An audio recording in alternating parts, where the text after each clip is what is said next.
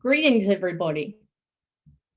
Thank you for joining us at the ICDS Symposium, Harnessing the Data Revolution to Enhance Diversity.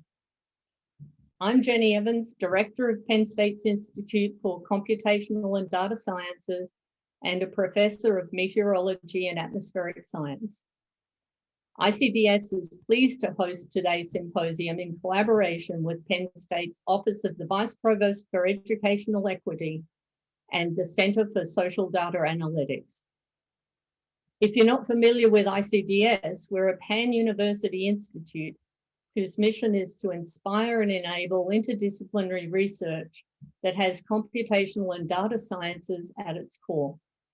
We support Penn State researchers developing and using cutting-edge tools like artificial intelligence and machine learning, generalized data science, complex numerical modeling, and advanced visualization techniques. We work with researchers from more than 70 departments at Penn State who are studying everything from subatomic scales to Earth-like planets forming in distant galaxies. So research spanning quasars to quarks, or quarks to quasars. We're here today to explore diversity through the lens of data science and the data science community. As a data scientist, I know the possibilities of using sophisticated computational techniques such as machine learning to interrogate large data sets and tease out insights. I use these in my own research to explore the physics of hurricanes and of climate change. I won't say that mine is simple work, but compared to social science research, it's relatively straightforward. The interactions between winds, ocean temperatures, and other elements in the Earth system are governed by fundamental equations, and the conclusions aren't at risk of bias from preconceptions or from subjective choices. It's the human element that creates the challenges for studying diversity, often because of hidden or unrecognized biases that can have a ripple effect. We're now in a time when AI, complex data analytics, and computing methodologies are being used for identifying new pharmaceuticals and galaxies. We're still in a relatively nascent state of applying these tools to the human sphere, and we have much to learn.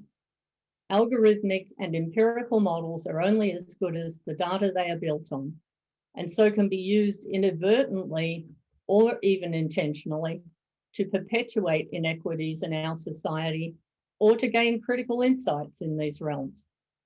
I'm going to quote from a paper published last year in Online Information Review that underscores the crossroads we're at now regarding AI models and social justice and diversity.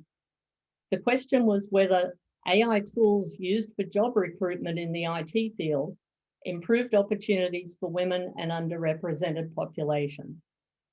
Quote, "The introduction of bias is not always apparent during a model's construction because computer scientists are not generally trained to contextualize social problems. Computer scientists may not realize the impacts of their choices about the model, the sources and types of training data, and the selection of attributes that the algorithms should consider," end quote. To me, that summarizes the challenge we've all come together to better understand today. The researchers conclude that these models have yet to close any equity gaps, but that more data are needed to make firm conclusions on their efficacy.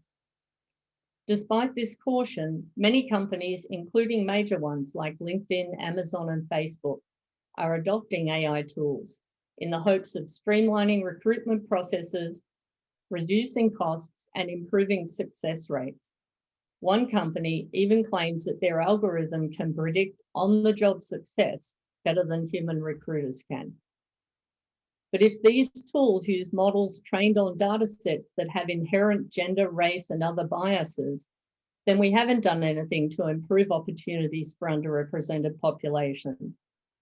As we said before, the models are only as good as the data they're based on.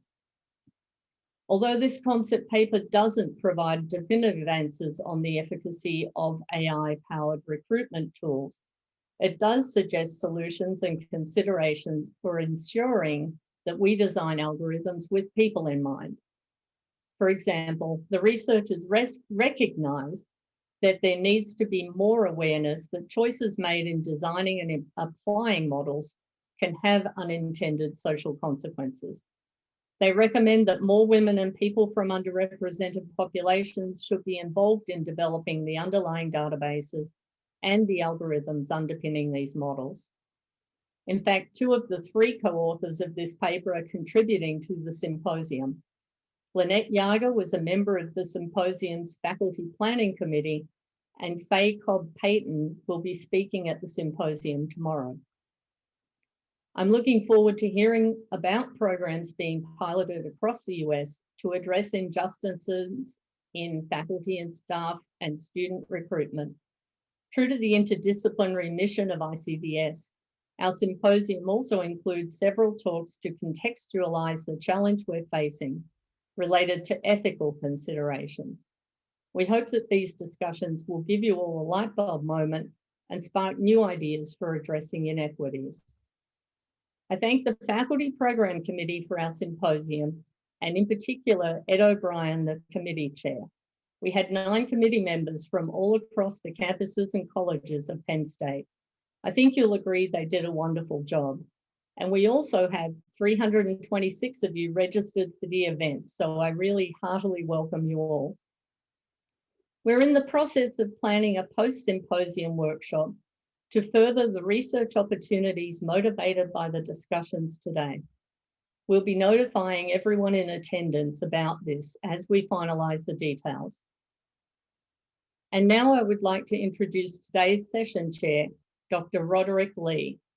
Roderick is an Associate Professor of Information Systems at Penn State Harrisburg and is a member of the Symposium Faculty Planning Committee.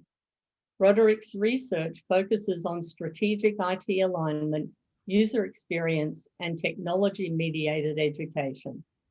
An advocate for diversity, Dr. Lee is also a member of Penn State's Presidential Commission on Racism, Bias, and Community Safety, which was charged with examining how Penn State deploys resources to address social issues related to racism and bias, both at Penn State and across our nation. So please join me in welcoming Dr. Roderick Lee. Roderick. Thank you very much, Jenny, for that introduction, and welcome everyone. So basically, I'm Roderick Lee, and I have been helping to organize today's talks. Today, we're going to hear more about numerous topics related to diversity in data science, from ethics to faculty evaluation to institutional demographic data and ways to address equity gaps with data and analytics. From Daniel Susser, we will hear about ethical challenges that arise when using data science to inform policy decisions. We will then hear about how some universities are misrepresenting the extent of diversity at their institutions from Ashley Patterson. From KerryAnn O'Meara, we will hear about how goals to achieve equity are shaping policies influencing faculty hiring and retention. Finally, we will hear 2 talks from Richard Arum and Timothy Renick, illustrating how data science is being used at universities to gain actionable insight to promote diversity, equity, and inclusion. To the audience, if you have questions for any of today's speakers, please use the Zoom QA feature. We will then compile these questions and ask speakers to address questions during the Q&A portion of today's talks, which starts roughly at 2:50 this afternoon. To start us off, I'd like to introduce Daniel Susser, an Assistant Professor of Information Sciences and Technology at Penn State and a faculty affiliate of the Rock-X Institute. Daniel is going to be discussing how data, ethics, and social values intersect and what considerations data scientists should incorporate into their work to address concerns such as privacy, fairness, and accountability. Daniel, I'll hand the floor over to you now.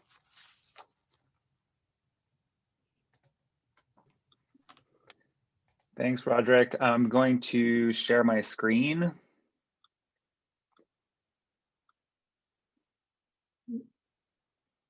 Can you see that? Yes. Great. Okay, thanks so much. So I want to just start by saying I am very much not an expert in diversity and inclusion. I am a philosopher by training. I work in the areas of technology, ethics, and policy. And my sort of brief for today was, as Roderick said, to sort of talk about high-level ethical and social issues that can arise in data science and its application in various contexts. And I was actually really excited about this prompt because I think the question of how to apply data science in order to advance equity and diversity raises several questions that I think are really interesting and really core to the kinds of issues that I work on and I hope people are thinking about and taking into account in their own work. So the three questions that I'm going to focus on just in my brief remarks are one, sort of why ethics? What is ethics for? What can it offer us in this context? Two, is data science a science or is it engineering? Or is it maybe art, as some people say? And I'll explain why this question is relevant to ethical questions. And third, which shared values are most relevant to the work of data-driven scientists, engineers, and policymakers? So to start, why ethics? Every field of human endeavor can sort of create both benefit and harm. And it tends to be the case, I think, historically, that we initially emphasize the benefit. We get very excited about the new capabilities that our sciences and engineering and other fields of human endeavor enable. But eventually, there is a kind of reckoning, and people in the field start to think more consistently and coherently and put more emphasis on the potential harms. And once that starts to happen, ethics comes in as a way of helping people sort of systematically think about how to maximize the benefits and to minimize the harms. And so just for a few examples, as other areas in which this kind of transformation has taken place, biologists have for more than 100 years now had to reckon with the legacy of racism and eugenics in their field, especially in the 19th century. After World War II, the physicists of the United States and elsewhere had to reckon with the legacy of the Manhattan Project and both the wonderful and terrible power of nuclear weapons. Doctors and medical scientists, after such catastrophes as the Tuskegee syphilis experiments, the Willowbrook experiments on children in Staten Island, and other obvious breaches of medical ethics, have had to deal with the kinds of harms that medicine and medical science can yield. Civil engineers have had to deal with these questions after buildings and bridges collapsed. Aerospace engineers have had to deal with these questions after incidents like the Challenger explosion in 1986. So this is a very common phenomenon we tend to sort of be very excited about and emphasize the benefits of our science and our engineering capabilities until we're forced to reckon with the potential harms. And then ethics kind of comes in as something that people emphasize to think through these issues more carefully. For that reason, I tend to think of the recent interest in technology ethics as a kind of long overdue recognition of this fact of the existence of these dynamics, specifically in the context of computing. People have been thinking and talking and writing about and researching the ethics of computing for many, many decades. But I think it wasn't until recent disasters, recent catastrophes, recent sort of inflection moments that it has become a kind of matter of social consciousness that people are really thinking about and emphasizing more. And I think that is all to the good. So despite its reputation, ethics doesn't actually tell people what to do. Once people are interested in ethics, once they want to think more systematically about the benefits and harms that their work can produce and the distribution of those benefits and harms, what ethics tends to do is help people think about what to do. So when I teach courses in ethics, I don't tell my students that they need to go out and do X, Y, and Z. I try to help them think more carefully, more clearly, and to act more consistently in accordance with shared values. So, popular ethical theories that you will have heard of, like utilitarianism, draws our attention to ethically or morally salient features of particular situations. Utilitarianism draws our attention to the importance of human welfare and the consequences of our actions. You might have heard of deontology, which draws our attention to the intention behind actions and the importance of individual rights. Frameworks like care ethics draw our attention to relationships of vulnerability and dependency.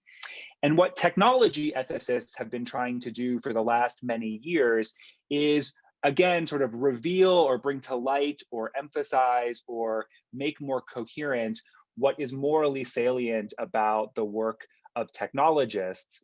And people who work in data ethics or AI ethics or data science ethics more specifically are trying to do just that in the realm of data-driven science and technology, to help make salient for practitioners and policymakers and others what the ethical stakes are of their work, not to sort of tell you what to do, but to help you think more clearly and coherently and consistently about the issues that you'll want to take into account in your work. And quickly, the last thing I'll say on this question is just that ethics operates at a number of different levels. At the individual level, we deploy things like ethics education in order to help students, to help future data professionals reason about the choices that they have to make in their work, to surface problems in advance before they show up in that work, and help them develop good habits. But ethics research also contributes sort of to social and political discussions about these issues. Ethics research and advocacy can guide law and policy toward normatively desirable ends. So these are just some things to keep in the backs of your minds about why ethics might be useful in the context of data science, how it operates, sort of what its goals are, and where it tries to intervene. The second question, is data science science? Is it engineering? Is it something else? Another way of asking this question is, what is the goal of data science? Is the goal to understand the world? Is the goal knowledge production? Or is the goal to change the world? Is the goal to intervene in the world? And the reason that I think this question that's motivating the whole symposium, the question of how data science can be applied to enhancing diversity and equity, so usefully raises this question, is because it obviously has both a sort of knowledge creation dimension and an intervention dimension, right? So I think we'll hear from folks over the next couple of days about both the potential for data science to help bring to light otherwise invisible or ignored inequities. And then I think we're also going to hear people talk about how the tools of data science can be used to mitigate these inequities, to intervene in the world, to guide policymaking, and to help actually bring about change.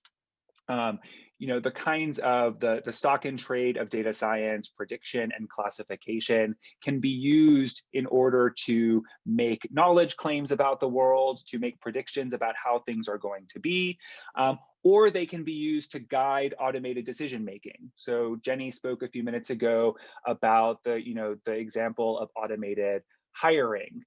So we can make predictions about which kinds of people are going to succeed in a particular job in order to understand something about them or to understand something about the job. Or we can use those predictions to guide our decision making, to decide who to hire. And those two objectives are very different. And I think they raise different ethical questions. So as we're thinking about the use of data science in these contexts, we should try to think about what our goals are and how our goals can raise different kinds of ethical issues.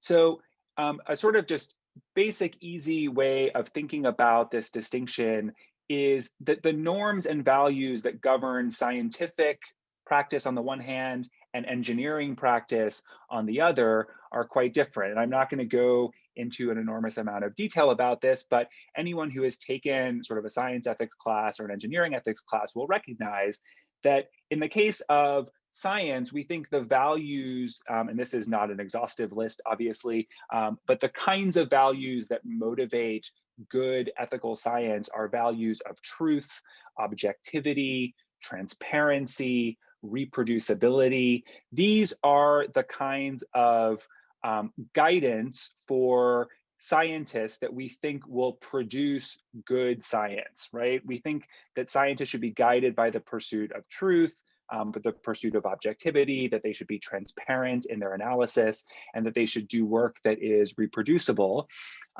By contrast, engineering practice, the goal of engineering, raises sort of different ethical issues and is motivated by different ethical values. So in the context of engineering, we tend to think about values like safety, accountability, fairness, and sustainability.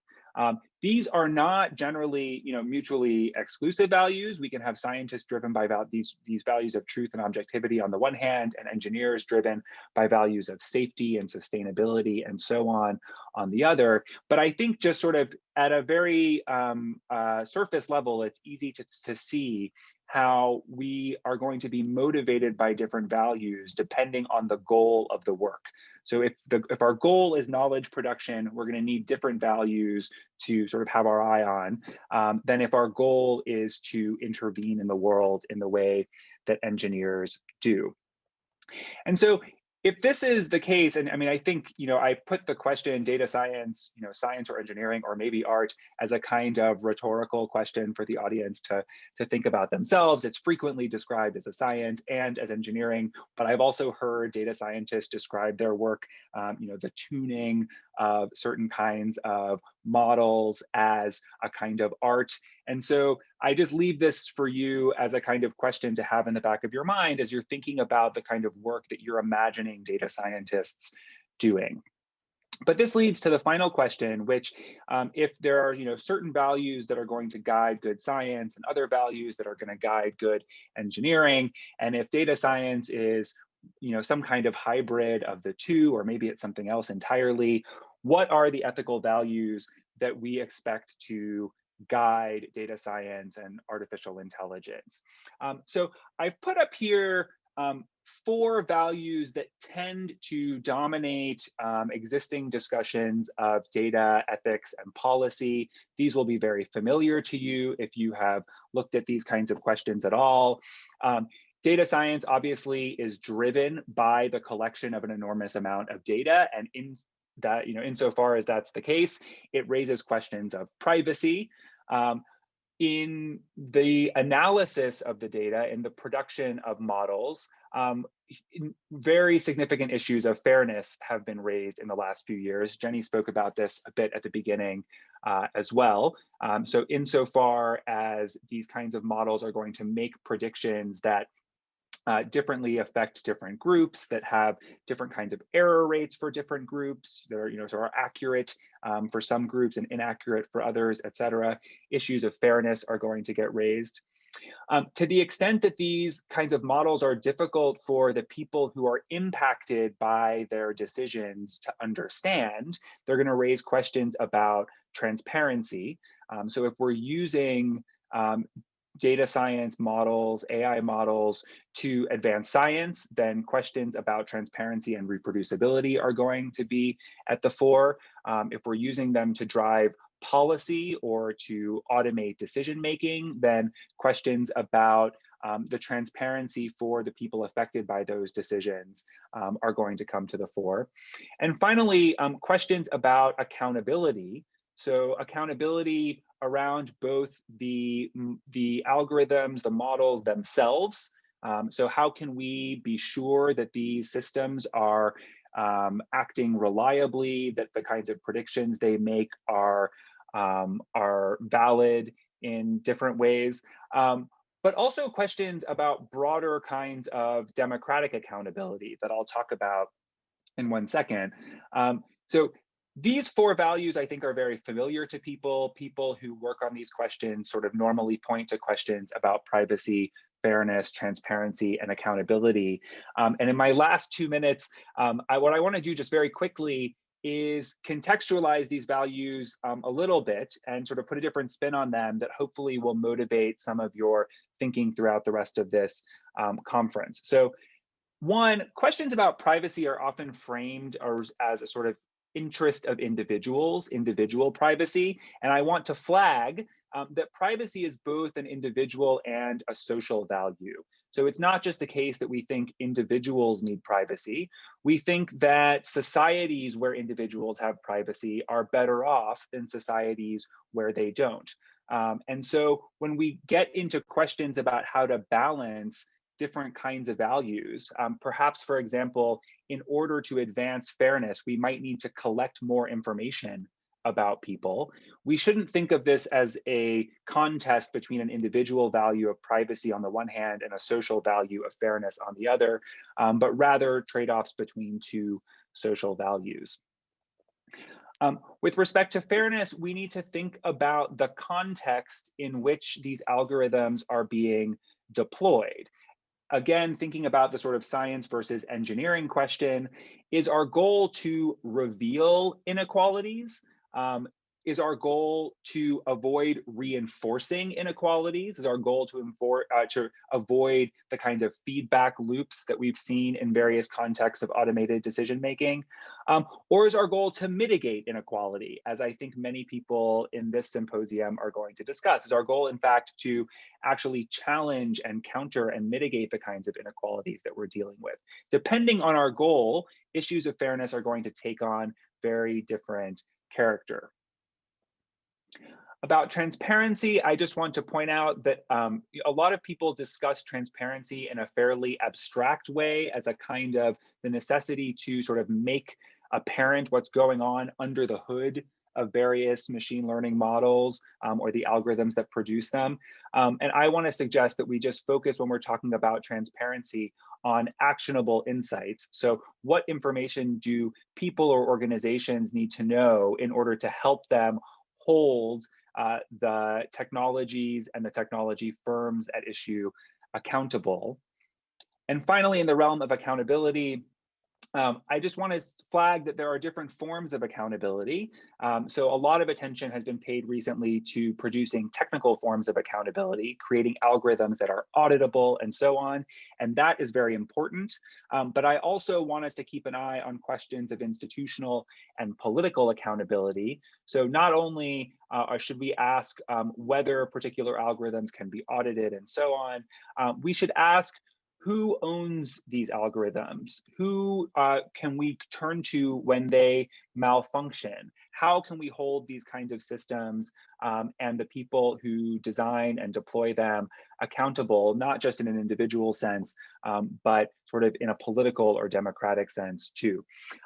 Obviously, this was a huge amount of very abstract information that I threw at you very quickly. I don't want to go over my time, but please, during the Q&A, feel free to ask me to delve deeper into any of the issues that I raised, and I hope it provided a kind of useful framing that will help folks think through some of the issues that get raised throughout the rest of the symposium. So thanks very much. Well, thank you very much, Daniel. Next up is Ashley Patterson, an assistant professor of education at Penn State. Ashley will be discussing a project she and colleagues undertook to investigate how college and university websites portray diversity on campus. Ashley, I'll hand things over to you now.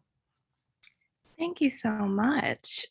Thank you for all of you, all my fellow panelists, and also everyone in the audience for being here today with us. And 20 minutes goes by super quick, so I am going to dive right in. And again, I'll be talking about the cosmetic side of quantification, calling this title today, Exploring Institutional Demographic Data. So to dive on in, I think we all know that DEI is in. And I use this term DEI in quotes here because I really hesitate to find support for terms that we are reducing down to acronyms. And DEI is one of those things for me that has become so commonplace. You hear it everywhere, but I wonder if the spirit of DEI, or rather of diversity, equity, and inclusion, is as strongly felt as this term DEI is becoming popular. This is just something just from this weekend, talking from a data science perspective about how inclusion of marginalized students is so important. I mean, it's everywhere. We can't get around it. But the questions I'm thinking about today are, what does this mean when a university wants to center diversity, but the numbers in their student population just aren't there? Or even more specifically, what about when it's tricky to translate reality into easily packaged demographic data? And I say this word reality because we're doing a lot of, as we just heard, bridging between the lived world and our numerical representations of that lived world. And there's a gap there. So for the information that I'm going to share today, myself and colleagues, Carly Ford, and also another colleague, Mark Johnson Guerrero from Ohio State, we looked at we used a qualitative inquiry to look at some quantitative data. Using critical discourse studies, we looked at screenshots taken from an array of colleges and universities' websites presenting their demographic data. And because what we wanted to see was, how are universities capturing their student populations and presenting them in ways that help them do what they want to do. University websites are a site of marketing. They're a place to give some information about what you might be getting yourself into attending a certain campus. And we wanted to see if we're assuming that people are trying to put their best foot forward, so to speak, in those settings, what does the information look like? And we found some really, really interesting things. Before I get into those, it's important that we understand what iPads, how they, that is from the National Center for Educational Statistics. They direct how demographic information is collected. If an institution wants to get federal funding, they have to report their racial demographic data in very particular ways. When they collect the data, they're allowed to offer 5 categories that are listed here. Students are also able to decline sharing their race, but that's not an offered category. So those are the ways that the race data is collected, but it's outputted with 7 categories. So in addition to these 5, and you're also, institutions have to allow students to select more than one race. But actually, in fact, that wasn't even a necessary part of the process until 2010. So that's still really new data. When reporting out, they have to share those 5 categories, and if a student selected 2 or more races, or if they selected nothing, then the category becomes unknown. And just to make a note that even though this is a whole nother conversation, but even though Hispanic or Latino, Latinx identity functions in a lot of ways in the US as a race, for this census reporting, it is considered to be an ethnicity. So it's important to have some familiarity with these categories because we know that any institutions that are collecting any kind of federal funds have this information because they have to report it. So thusly, wouldn't it be the easiest way to share out racial demographic information would just be to essentially copy and paste that that institutional information and share it on your websites. Some places were doing that, but most were not. And here's what we found. We found that institutions were engaging in three main types of practices: omission, addition, and aggregation. And I'm going to run through just a couple of examples here to show what we mean by these things. So first, omission. And actually, before we get to omission, we found that because we have the demographic data that institutions provide is available, we were able to compare the information they presented on their websites with information that they submitted to the government.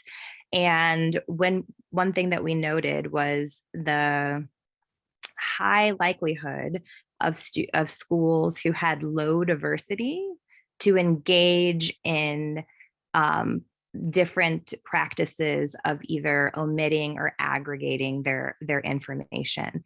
I will get to the addition in a second, but all institutions we didn't see the same gap with with institutions who were adding demographic information, racial demographic information, but certainly omission and aggregation happened more frequently in schools that had less diversity.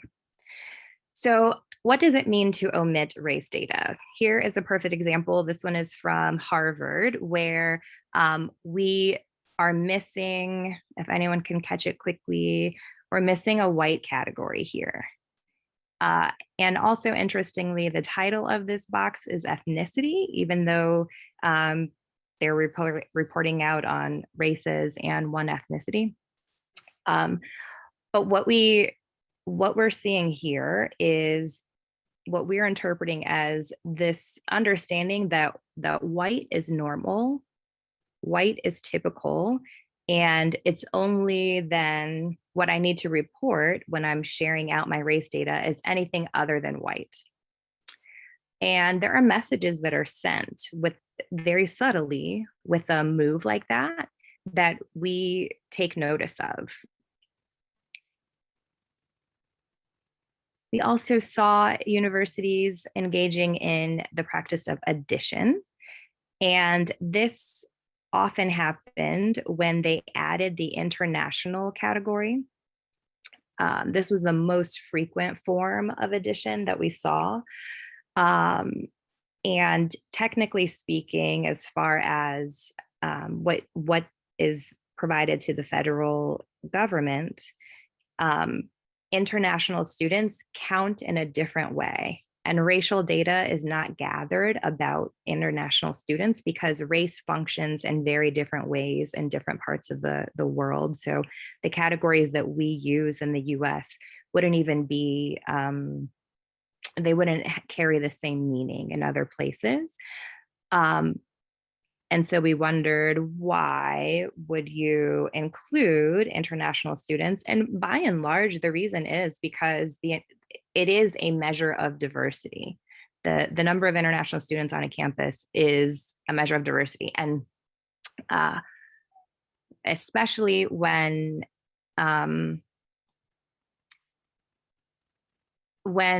there is a little other domestic diversity to highlight, we saw even more inclusion of international students.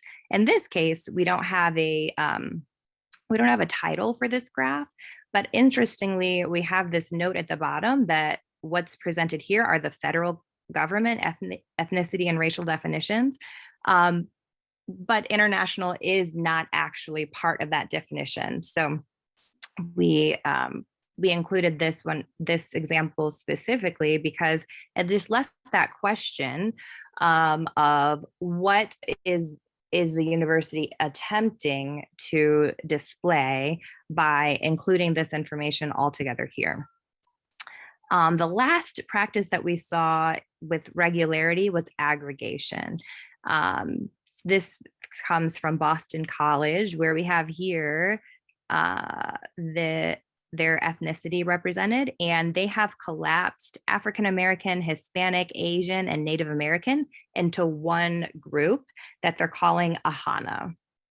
Once again, whiteness is normalized, is something that is outside of ethnicity, apparently, at least based on the way that they have presented this. But interestingly, compared to the last example, we have nationality in this case that's presented as a separate entity, which begs the question, what are the messages that are being sent? What are the messages that are intended?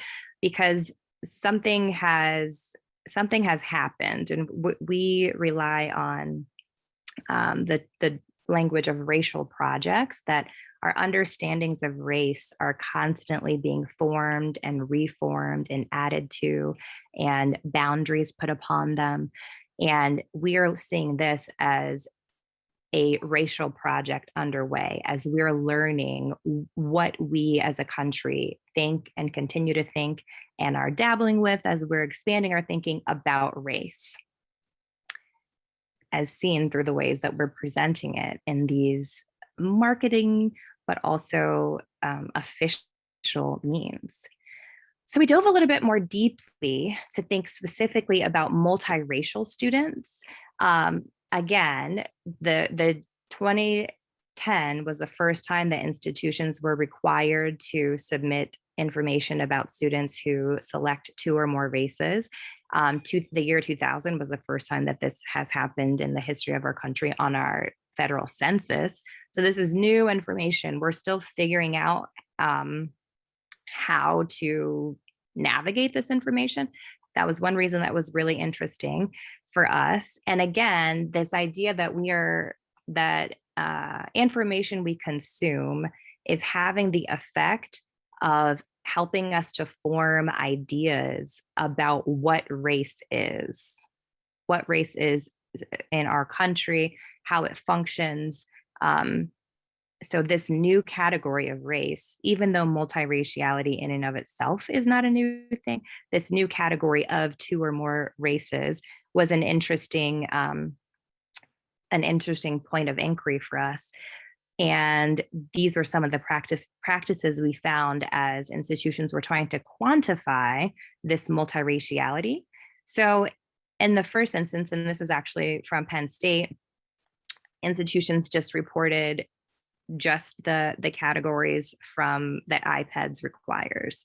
So they just included this multiple races here and didn't seem to do much interpretation or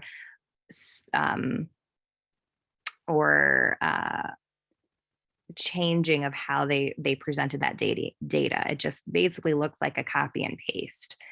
Then in these other 2 practices, we found things that were really interesting. One was the erasure of multiracial reality. So for instance, in this screenshot from University of California, Davis, we found this one to be particularly interesting because it's presented as a circle, right? As a complete 100% pie chart. None of these parts are missing. But if you look around at the categories, 2 or more races is not represented. If you look at the IPEDS data that the university submitted, they do have students who have self-identified as being part of 2 or more races, and they're lost here. We don't know where they went. The number doesn't match exactly the number of students who declined to state. So we're just left unknown. And in bridging that qualitative and quantitative world, that idea that I was mentioning at the beginning of how do we quantify lived realities? If I'm a student who knows that I have, that I espouse membership in more than one race, what does this do to see my reality as a person lost in this representation? They're questions to ask, and it's part of the difficulty of managing data along with lived realities. The last one that we found to be particularly egregious, and in some, we actually found both of these to have leave us with a lot of questions and a lot of unease, was the selective reassignment of individuals to a monoracial identity. Actually, in the state of Texas, part of their reporting rules are that if an individual selects, and this may have changed in the past year, but as of 2019, if a individual selected 2 or more races, if any one of the races they selected was Black, then that student was counted in the Black category and not the others. Interesting, right? Here we see, this is Oklahoma. They have opted to include, as they say down here, any students who, biracial students who identified as Native American and white, they have counted in the Native American category. And why would that happen? There's funding implications. There are opportunities to say half of our non-white student population is Indigenous. Those are claims that an institution would happily seek to be able to make, but at what cost? This is just one more last example here at MIT. If you add all of the percentages up here, the total is higher than 110. I think it's 117. And that's because they have counted as one whole count every selection that an individual made for their race, which is, it plays, in my mind at least, with what does percentage mean? You know, that how have they translated those numbers in this way? It just becomes something to think about, something to continue thinking about. And that's actually where I'm going to end today, is with more questions. But I think that thinking through this lens encourages a particular set of questions, like particular types of questions. And one of them for me is, what's the space between qualitative and quantitative data? And thinking about, through a diversity and equity and inclusion lens, how can we reconcile the aspirational and critical components of demographic data presentation, avoiding the purely cosmetic? How can I want to be able to say things like, I have half of my student population who are Indigenous, but how can I do that in a way that is taking a critical look and is not just, as they say, putting makeup on a pig? And through that same lens, how can I honor the individuals whose stories are being told through this quantitative data? So I will go ahead and end there, and thank you so much for your attention this afternoon. Well, thank you, Ashley, for that presentation. Our next speaker will be KerryAnn O'Meara, a professor of higher education and special assistant to the president for strategic initiatives at the University of Maryland. KerryAnn will be sharing about research she has conducted into faculty evaluation practices related to hiring, promotion, and other related topics. Please join me in welcoming Dr. KerryAnn O'Meara. Good afternoon, everyone. I've really enjoyed the presentations thus far, so I want to thank the colloquium organizers for the invitation. So I also want to start, as Dan did, by saying that I am not a data scientist. I'm a professor at an interdisciplinary field that studies higher education, and particularly I study issues of diverse faculty and the policies and practices that we have that thwart or support their full participation. And I've done this from both a lens as a scholar as well as sort of a practitioner, in that I've worked as the director of our advanced program at the University of Maryland for 10 years. I was an associate dean of graduate affairs. And so I've always had a hand in sort of practice use of data, as well as trying to use data to understand equity-minded reform. So that said, I want to ground my comments in the extensive social science research that I think we're all aware of, that when you look at faculty evaluation from the very beginning of how we recruit faculty to how we renew their contracts, how we do promotion and tenure, how we advance folks and give them awards, there are many different ways in which our implicit biases, both cognitive and social biases, influence that evaluation process. And that's not just other people's evaluation, like students in student evaluations, it's faculty evaluations of each other. It's pervasive across various identities. And of course, the Harvard Implicit Bias Project has shown it across our society and world in many different areas of identity.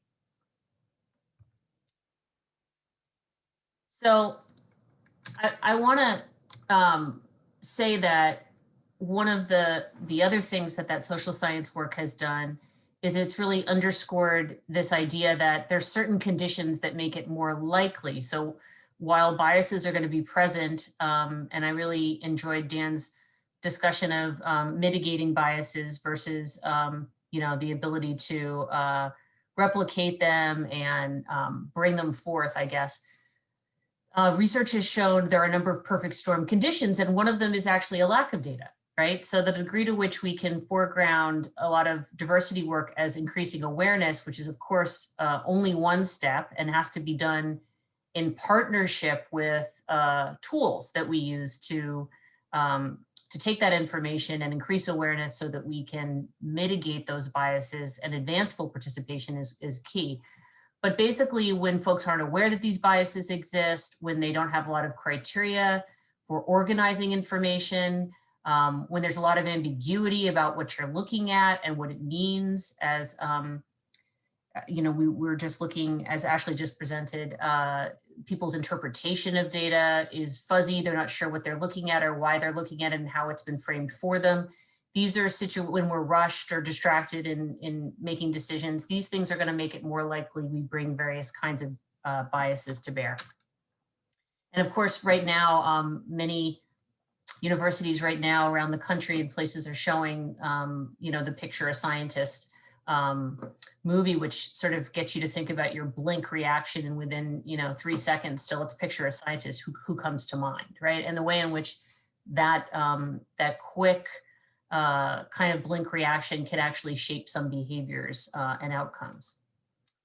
So I'm a big fan of Estella Ben-Simone's work from USC, and the work that she's done actually with colleagues who are at Penn State in the higher ed program as well for many years, which is work on thinking about how we take ownership of those biases, and not just the ones that we're propagating within our institutions, which of course are critical to become aware of as it relates to faculty affairs as well as other areas, but also the ones that occur before folks even get in the door, right? And that occur outside in our world, that our universities are porous, that pour in and very much influence everything from who's recruited to who's retained, who's thought to be appropriate to advance for a department chair or an award or a distinguished university professor.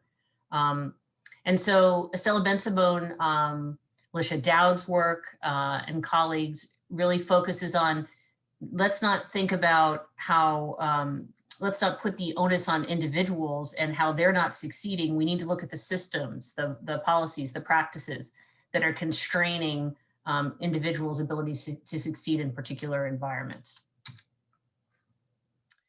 So one of the questions that was actually raised for later that I decided to put into my comments earlier was this idea about some of the challenges that I see in using data to advance, and data science to advance diversity, equity, and inclusion in faculty affairs.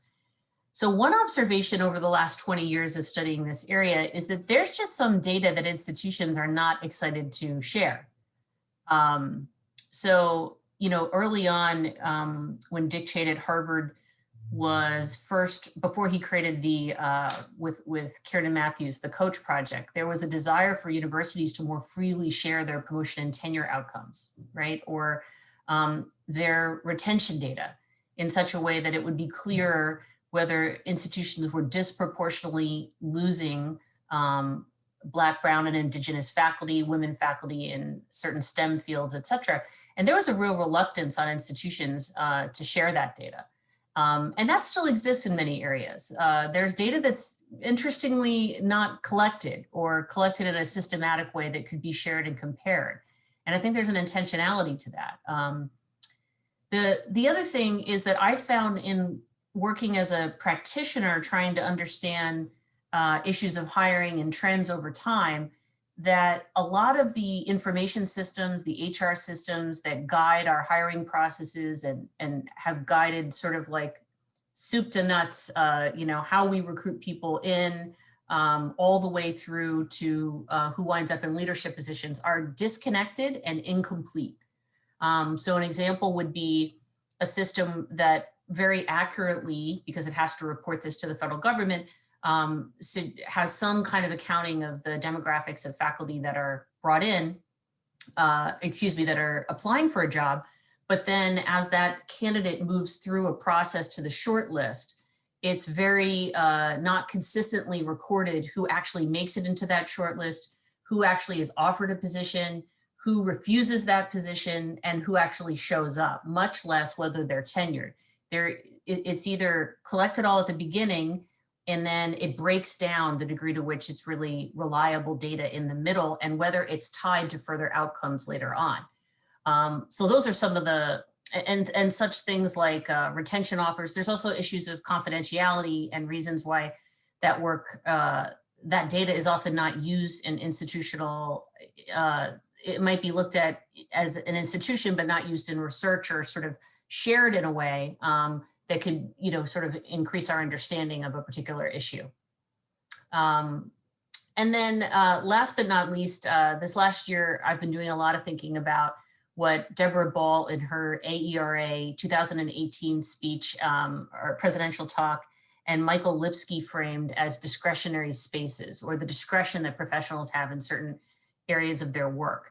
And one of the other challenges that I see is that in faculty affairs, there's an awful lot of work that faculty do, both them evaluating different contexts and being evaluated, that occurs in these discretionary spaces where they're assumed to need to have flexibility. They are assumed to have the public good in mind when being granted this discretion over this area, but perhaps lacking what Daniel called, that accountability in terms of what's happening in that space and why, to be equity minded.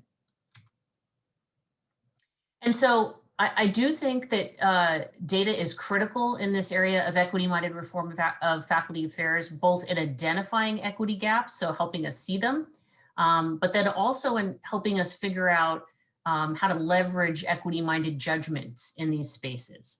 And there's many different examples of how that can play out, as well as challenges to each of those spaces, but I just decided to highlight a few. So in this idea of leveraging faculty judgment, again, I'll go back to Stella Ben-Simone's example, because I think it has, although it's sort of a micro example of using data, it's also had a huge impact in higher education. So their model with Alicia Dowd and McNair and colleagues is to get faculty looking at local data in sort of action research projects that can understand the degree to which there's equity gaps in your own class, in the major that you have, whether there's equity gaps at your institution for particular groups, and the same thing is done with hiring patterns for faculty, and this idea can be applied in a number of different settings. But it's been a really powerful way to have faculty take ownership of what's actually happening and see things that they had not seen before, and then to sort of train faculty on tools that they can use to go from awareness of the equity gap to actually doing something about the equity gap. And it's that second piece of moving from just using data to make people aware of an equity gap to actually pairing it with tools that allow them to do something like that. That's really critical. I'll also point out Julie Pisselt's work at USC in graduate admissions is very similar to this. Not only understanding, for example, disparities in GRE scores when we were more often using SAT and GRE scores in admissions, not only understanding equity gaps that might exist by race, let's say, in those areas, but also then what are the tools you can use to rebalance the criteria that are being used at entry to have more equitable outcomes. And I'll just point out that another use of data like that is California State University sent out a link to student success dashboards. So this is more of an example of, again, that first part. How do we leverage faculty seeing equity gaps where it didn't before, right? So here are the GPA gaps between first generation and non-first generation students. And it's sort of like an informational nudge, which of course comes out of the work from behavioral economics. And I've been using as a theory recently to look at both workload reform as well as hiring reform. So another example of this is work that I wanted to share on workload reform. So there's quite a bit of research in many different areas showing these trends, whether you look at self-report surveys, whether you actually look at CVs or annual reports submitted at public institutions, so they're sort of public documents, interviews and focus groups, whether you do time diaries or you do an experiment, like who would you ask to do this? You really see these strong trends that have equity consequences for the careers of women in BIPOC faculty.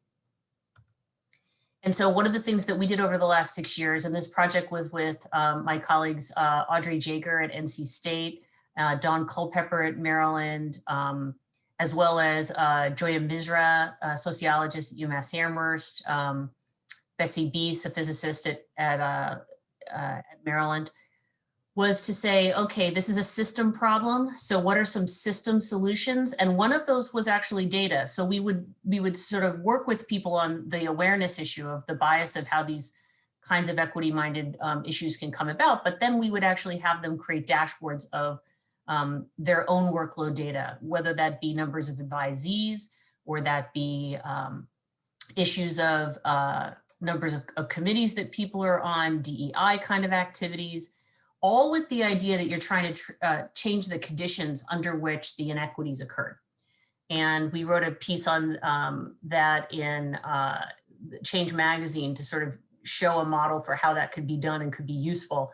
But basically it came about from some work that we had done at Maryland when I was director of advanced to try to help assistant professors understand or benchmark the amount of service they were doing versus other folks in their department. And we also did this with salaries. So what we did is we said, okay, you can go in behind the firewall and you can see a very simple chart that shows that for all of, let's say in the College of Education, the assistant, associate, and professor levels, about how many university committees, college committees, or department committees was each assistant professor doing.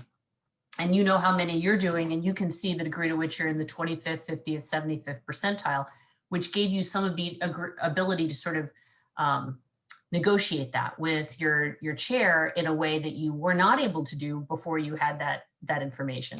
And likewise, we did that with salary. So although in our state, the Baltimore Sun publishes individual salaries by name, although imperfect because not accounting for summer salary or grants, et cetera. That's less effective for somebody to really understand than to be able to go in again into a chart that says College of Education, assistant, associate, full, and then all the salaries by 25th, 50th, 75th percentile. So let's say that if you've been in the top groups of performance, very best performance in the last 3 years, but you're in the 25th percentile of pay, that's a stronger argument to make than I make less than this one person somewhere else in, in your college. So it gave you, again, some leverage in both understanding your own situation and perhaps asking for resources that you needed. And then one of the last examples I want to give relates to inclusive hiring practices. So I am a fan of the work of Kimberly Shaman at the University of California, Davis, who has been looking at their fantastic database in the UC system that was created that really can follow somebody from when they apply, say, having submitted a diversity statement into their system all the way through whether they attain tenure and beyond, because they have connected many of the pieces. And so they've been able to understand everything from, they have all of those pieces of data in there, so they can use that gigantic database to understand whether or not, for example, when you require a diversity statement, does it make a difference as to opposed to making it optional? Also, based on the University of Michigan Advanced Stride model, many institutions contextualize their applicant pool. They study trends in applications and use that data to try to benchmark and understand success in recruiting talent. So in general, I do feel that data can help us create the conditions associated with equity in faculty evaluation. One of those already mentioned was transparency, and it's often used that way. But it also helps create clarity about what's actually happening. It can allow you to contextualize information, give people credit for work that's invisible. And it could also add to a conversation about consistency versus flexibility, all of which are really important. So I'm gonna end there, and I just wanted to share at the end of the slides, I'm sure we'll share those later. I put some information on our workload equity projects. So, thank you. Thank you, KerryAnn. This has already been a great set of talks, but we still have 2 more to go today. Next up is Richard Arum, Dean of the School of Education and a Professor of Sociology and Education at the University of California, Irvine. Richard will describe how his institution makes use of a host of data, including administrative data, learning management system data, survey data, to advance educational equity and success. Richard, the stage is yours.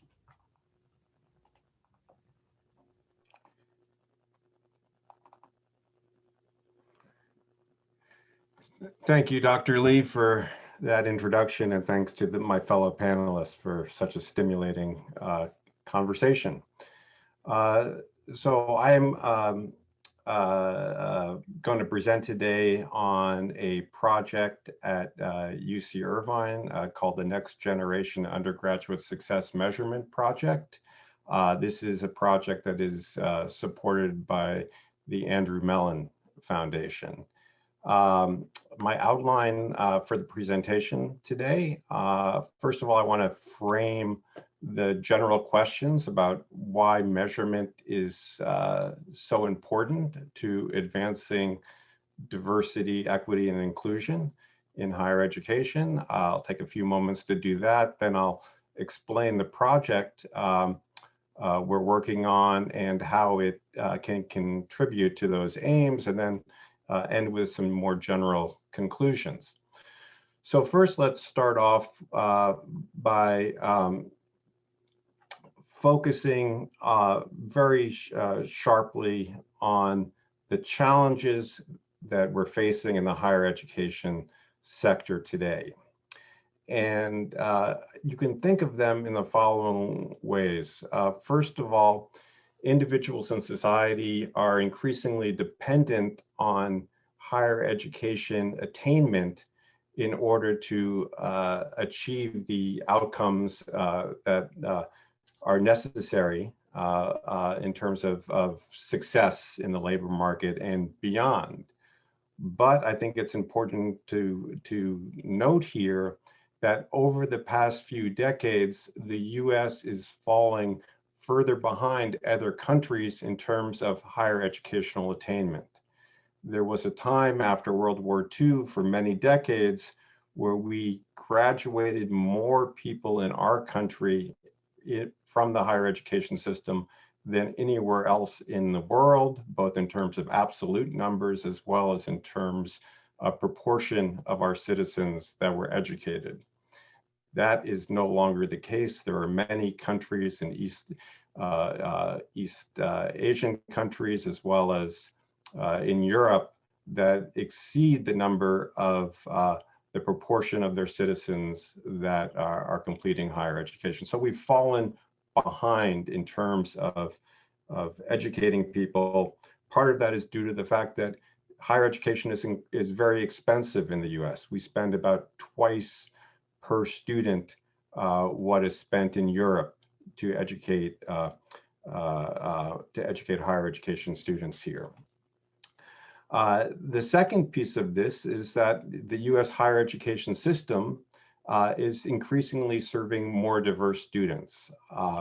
And as an example of that, in my own institution, UC Irvine, 85% of students are from Hispanic or other non-white racial backgrounds. Only 15% of students identify as white non-Hispanic. And increasingly over time in the US, this will be the case. This is welcomed, embraced, and celebrated at UCI as well as elsewhere. But the problem is that there are structural conditions in US higher education that have contributed to profound institutional underperformance in terms of serving students well. You can see that in terms of student completion, you can see it in terms of learning outcomes, and you can see it in terms of post-college transitions. And not only does this underperformance exist across the board for students in general in US higher education, it is particularly pronounced for students from underrepresented minority backgrounds. I'll give you just one example of that to kind of illustrate this point from the work of Bill Bowen and his colleagues, Matt Chingos and Michael McPherson, where they looked at college completion data. And again, this is only one aspect of the underperformance of higher education, but a particularly important one. And what we see there is that increasingly over time, American young people want to go to college. They start college, but they do not finish. They do not complete it. And again, it's particularly pronounced for students from underrepresented minority backgrounds. You can see in the next chart here that I'll show.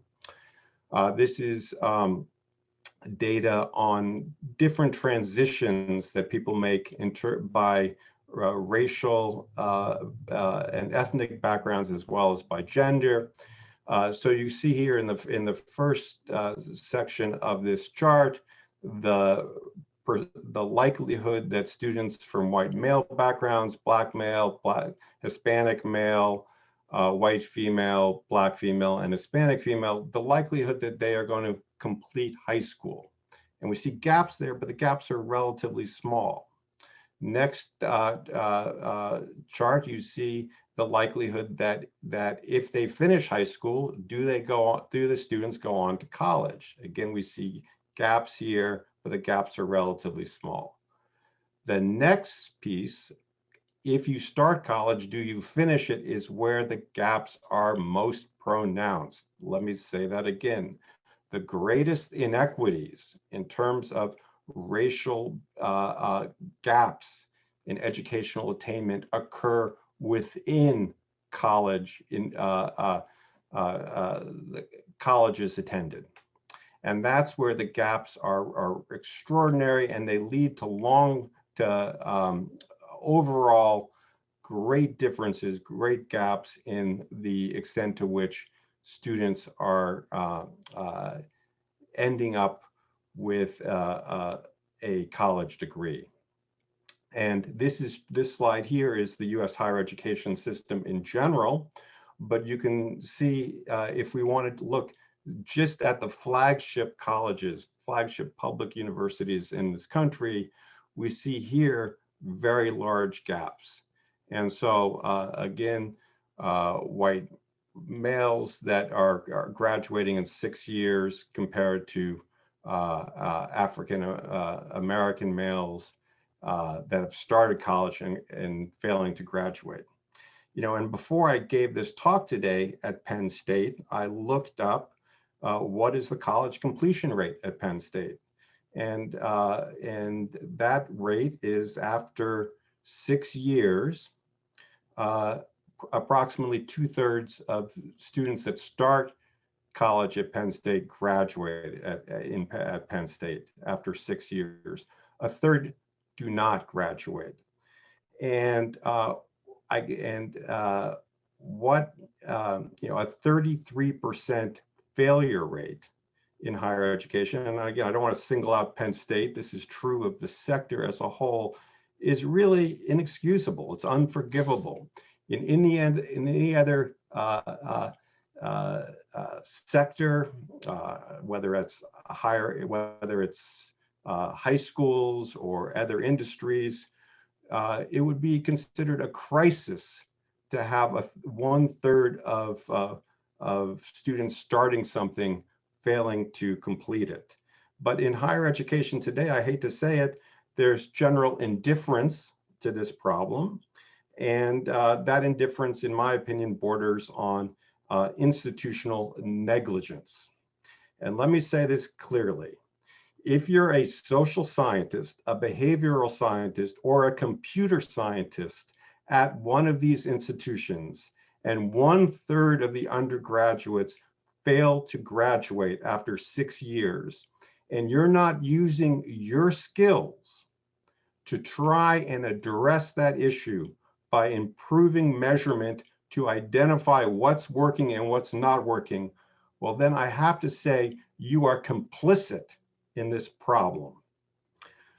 So let me tell you a little bit about what we're doing at UCI to try and make sure that we are intentional about providing success for our undergraduate students. We have tried to set up here a state-of-the-art measurement project where we track undergraduate experiences, trajectories, and outcomes. The goals of this project are to develop and disseminate new measures of undergraduate experiences and outcomes, to inform efforts to improve performance and advance equity on our own campus, and to promote deeper understanding of educational processes and identification of educational value more generally.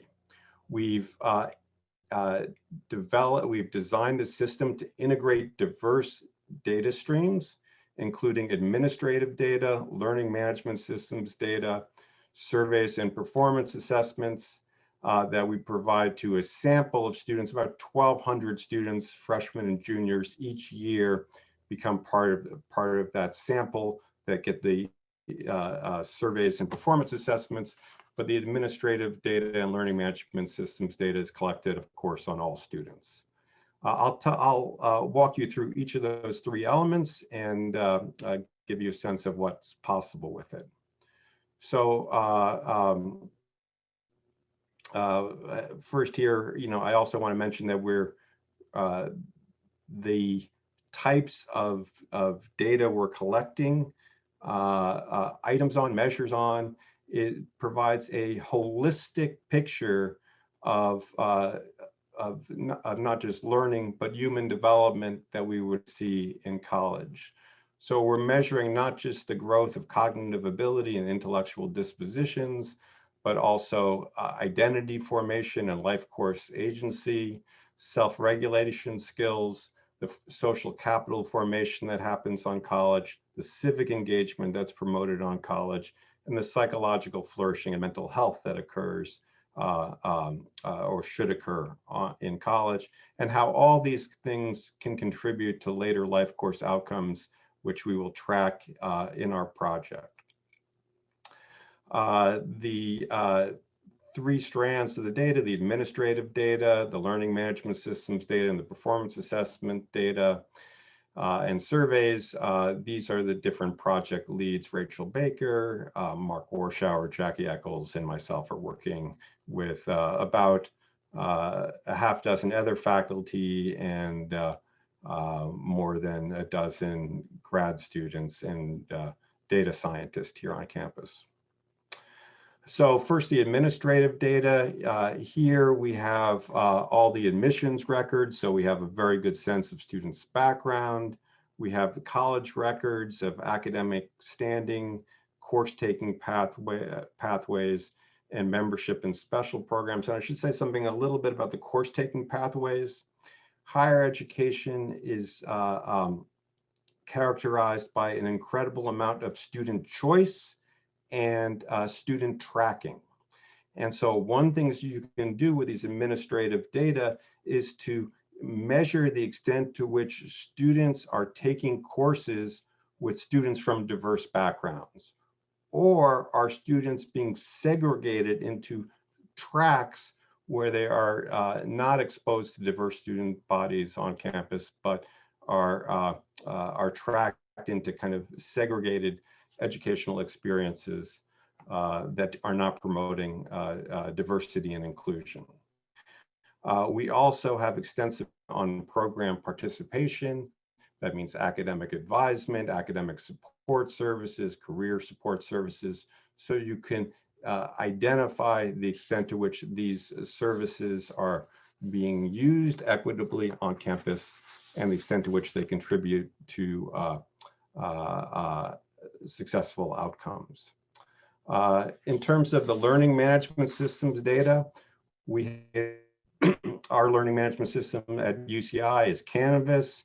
We have created measures for every student in every class, the extent to which they are academically engaged in terms of accessing and using information from the learning management systems. So we have an indicator, a metric of the amount of time they've spent on the learning management systems for that particular course, the amount of times they've signed on. We also have measures, more in-depth measures of faculty interaction with a student and peer student-to-student interaction. This information is particularly important because it comes much closer to what we might believe is a measure, an indicator of student learning that's occurring on campus than just the administrative data on grades alone would indicate.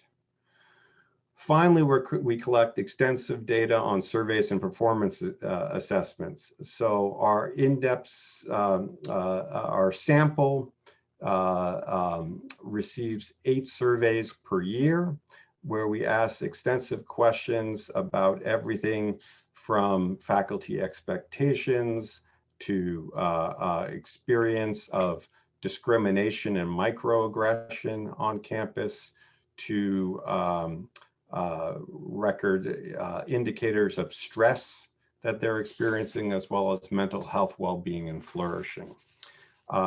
For a subsample of about 400 students, they receive weekly surveys where we have even a more in-depth account of how they're experiencing life on campus.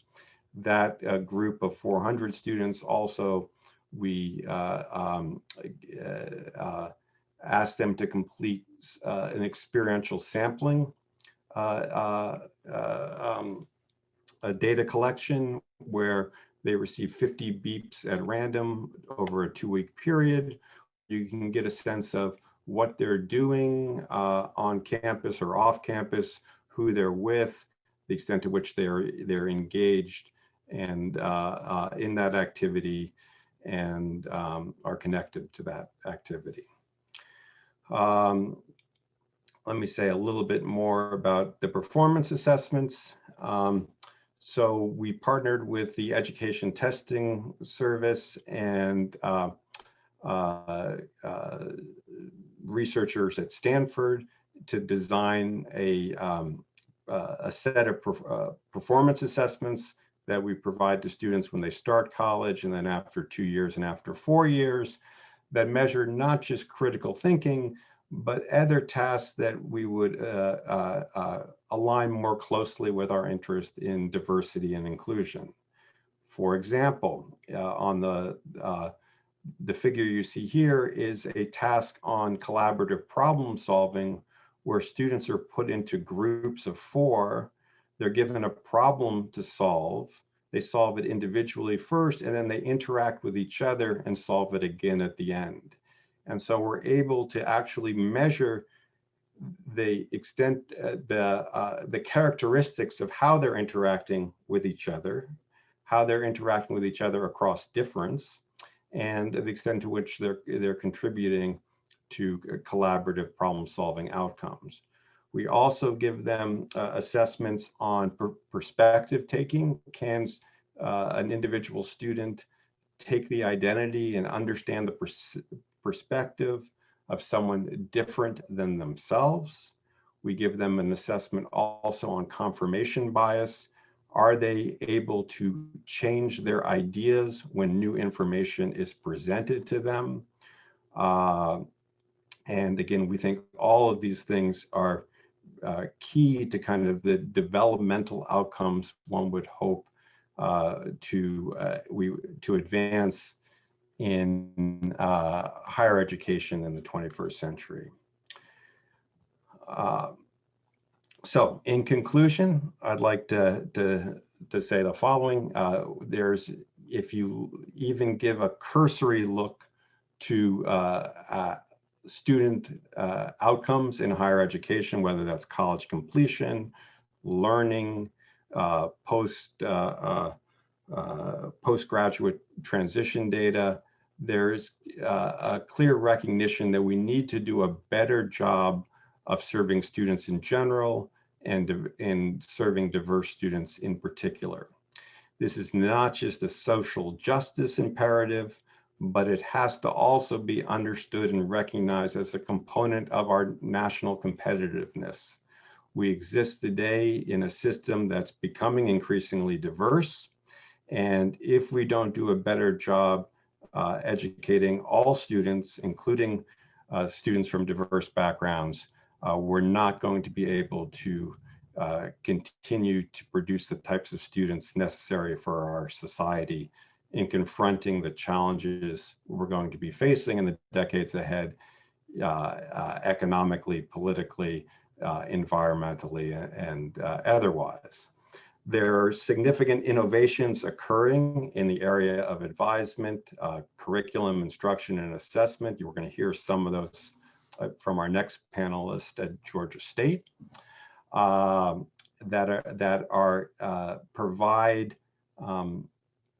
provide potential mechanisms and solutions for how we can serve diverse undergraduate students better. Many of these innovations are possible because of changes in technology, but successful development and adoption requires ongoing evaluation and iteration and faculty commitment to collaboratively taking on this work. And I said it earlier in the talk, and I want to conclude with the following statement. Social scientists, behavioral scientists, and computer scientists have the skill sets needed to have our institutions attain the outcomes we need in the future, and to make sure that our performance in terms of undergraduate student success and our commitment to diversity and inclusion are successfully realized. And if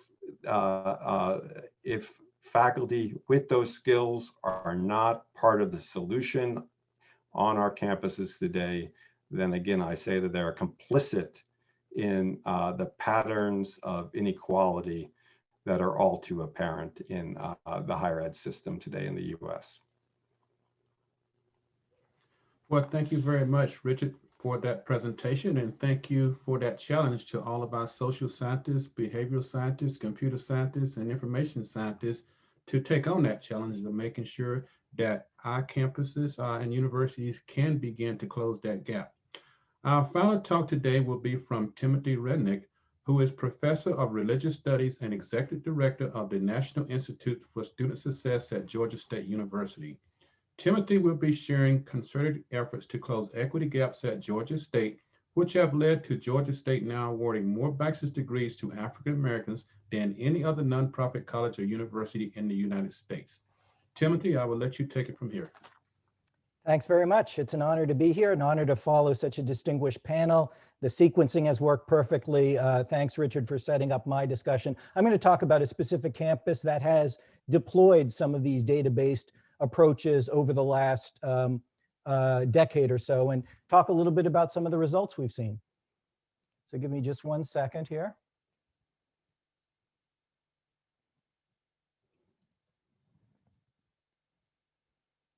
There we go. So Georgia State University is a large urban campus. This is actually a picture of our campus. That building on the right is our largest academic building, mixed into downtown Atlanta, 36,000 students. And then we grew considerably 5 years ago because we were consolidated by the state of Georgia with the largest community college in Georgia. We picked up overnight 5 community college campuses and about 18,000 students. We're not well known historically. We're definitely not a flagship. We're not the University of Georgia, the big football powerhouse up in Athens. We're also not Georgia Tech, the very elite and selective public university just a mile and a half away from us. If there's any claim to fame that Georgia State has historically, it's probably our geography. We have the uncommon distinction of having our campus bisected by a National Park Service historic district. The Martin Luther King district cuts our campus in half. The office I sit in every day is about 5 blocks away from that brick building at the bottom of the screen. That's Ebenezer Baptist Church, where the Reverend King was head pastor, his gravesite, his birthplace, all within a few blocks of campus. So we're living and working every day in this geography that is infused with historical significance. And yet for much of our history, we didn't live up to that legacy. I pulled these pictures from the Georgia State photo archives. This is what Georgia State looked like when the Reverend King was doing his groundbreaking civil rights work. Georgia State was segregated, whites only, well into the 1960s. And even much more recently than the 1960s, Georgia State was grossly underperforming, especially for our students of color. So these are our IPED 6-year graduation rates as recently as 15 years ago. Overall, the rates hovered around 30%, and we were a poster child for equity gaps. Year after year, semester after semester, the white students outperformed our Black and our Hispanic students.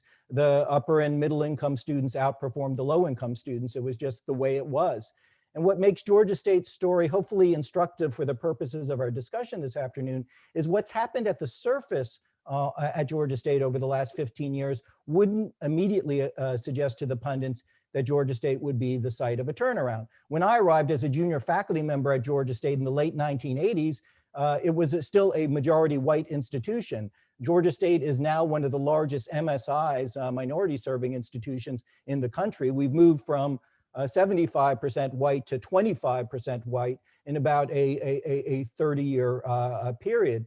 The other change we've been going through is that our students have been getting a lot less well-resourced financially. The last recession hit Atlanta really hard. There was a point at which Atlanta simultaneously had the highest unemployment rate and the highest default rate on home mortgages of any metro area in the US. And as we all know, when those kind of economic downturns occur, they do not distribute equally across the population. The families sending their sons and daughters to Georgia Tech and Emory and so forth, we know these are predominantly families in the upper income brackets, and they may have suffered during the last recession. They did not primarily constitute the families losing homes and jobs. Those were the families sending their sons and daughters to Georgia State. So within a 5-year period, we literally doubled the number of Pell eligible students we enroll at Georgia State. This spring semester, we're enrolling 28,900 Pell students at Georgia State. The entire Ivy League combined is enrolling about 9,800. So it's not going to be business as usual. It's also not the opportunity to create a program. In higher education, we love to create targeted programs. But when you have 28,900 Pell students, you don't create a program for your low-income students. When you have 19,000 Black students, you don't create a program. What you have to really work on is changing the institution at its core and the way it interacts with all of its students. A couple other demographic details here. We have not been getting more selective over the last decade. Our incoming SAT scores are down. We broadened our admissions criteria over this time period. We have not been getting more state appropriations. In fact, our appropriations are down by 65 million. So under these circumstances, it's really easy to point fingers. We'll address our low graduation rates and equity gaps when the state gives us more money, or when K through 12 produces better prepared students academically. But what Georgia State did a decade ago, and initially it was uncomfortable and then it became somewhat liberating, is to very publicly ask a different question. Are we the problem? If 7 out of 10 students are coming to Georgia State and dropping out, most of them with debt and nothing to show for it, whose fault is it? It would be nice if we had better prepared students. It would be nice if we had more money. But surely there are some things we are doing as an institution that are contributing to some of those students getting tripped up and ultimately dropping out. So we got much better with the data. We began to invest in data teams, data warehouses, external data analytics, and so forth. But we use the data with a laser focus to understand our own complicity in the problems we had created. What are we doing that are leading so many students to drop out? The logic here is simple. I have very little control over K through 12 in Georgia, or very little control over the state legislature and its appropriations. I have a lot of control over how we admit students, how we advise them, how we distribute financial aid, how we communicate with them. So we focused on these issues. We used the data to analyze the problems we were creating. We then used data to pilot alternate approaches and then to scale up the approaches that proved most effective. And that's the biggest difference, I think, between Georgia State and many other schools nationally, is when we found something that worked over the last few years, what we've done is just made it the way we do things at Georgia State, the way we support all students. So what I have time to do this afternoon is share 3 specific examples. In each case, I'm going to start with the kind of embarrassing data point that revealed to Georgia State the awful job we were doing in a particular area. And then obviously I'll talk about some of the ways we've used data and technology to offer a better support for our students at scale. The first example is this one. As recently as 5 years ago, 19% was our summer melt rate. This was the rate of our confirmed freshmen who never attended a single day at Georgia State. This is not the admitted freshmen, mind you. These are the admitted freshmen, first-year students who said that they planned to attend, who came to orientation, who registered for classes, but 19% never showed up. They just didn't attend Georgia State when the fall semester began. So we wanted to understand what was happening a little more closely. We used National Student Clearinghouse data to track these students for a 12-month period. Maybe they ended up at some other institution, even though they had confirmed their intent to enroll at Georgia State. Disturbingly, 12 months after they were ready to start at Georgia State, we found that there were almost 300 students who hadn't attended a single day of post-secondary work anywhere across the United States. They just melted out of the college-going population. And look at the profile of these students. Mostly non-white, mostly low income, exactly the kind of students we need to succeed with. Something's happening before even the first day of class. You talk about the insidious nature of equity gaps. Here are equity gaps beginning for college students before they even make it to the first day of their fall classes. So we did an analysis. We tried to understand via the data what was tripping up these students. We looked at our own processes and found that we were complicit. That we have about 14 different things that students need to do to be ready for the first day of classes: completing the FAFSA, submitting transcripts and so forth, immunization requirements. Every one of these bureaucratic steps we found in the data weeded out a subset of the students, but disproportionately weeded out students from low income and historically underserved backgrounds. So what we then did is try to support the students better through those 4 or so months between finishing high school and the start of college. The first thing we did was create a portal. The portal takes the students through the 14 bureaucratic steps they need to complete. It's color coded, so when they complete a step, it changes color. There are resources there. I'll say the biggest advantage of this portal is providing us better data, better intelligence on specifically what was tripping up our students. Before, we knew a student was engaged and then we stopped hearing from them. Now, via the data from this portal, we know a student was engaged up until the point where we asked the student for, say, their immunization records. So we can reach out with much more specific help for the student during the summer. In fact, it's changed our practices significantly. We now provide free immunizations to all incoming students and continuing students at Georgia State. Makes no sense to have a low-income student at orientation, send them home saying you need to get immunized for measles before the first day of class. You may as well tell them you need to come up with $1,000 because many of them don't have the context to resolve that issue. So now we've decided we'll just provide it. For a $60 on average immunization, we not only do the morally right thing, but we keep the revenues from these students who would otherwise be walking away from the institution. The other thing we did during the summer is to launch a AI-enhanced chatbot. Chatbot's just an automatic texting platform. What we did is we built up a knowledge base of initially about 2,000 answers to commonly asked questions by incoming freshmen about registration and verification and immunization issues and all the other things incoming students ask about. We work with a tech partner, a company called AdmitHub out of the Harvard MIT incubator, to take these responses and put them on a smart device. It's not an app. Students just go onto their texting platform, begin a conversation with our school mascot there, that's Pounce you're looking at. And what the AI does is when a text comes in with a question, it uses algorithms to locate the right answer or make a determination that there isn't currently a correct answer in the knowledge base, in which case the AI delivers the question to a staff person who writes and vets the answer and adds it to the knowledge base. So I mentioned we launched 5 years ago with about 2,000 answers. At last count, there are about 3,600 answers in this knowledge base. When we launched 4 months before the start of fall 2016 classes, just for our first year students, just for our incoming first year students, we thought maybe we'd have 5,000 to 6,000 questions answered.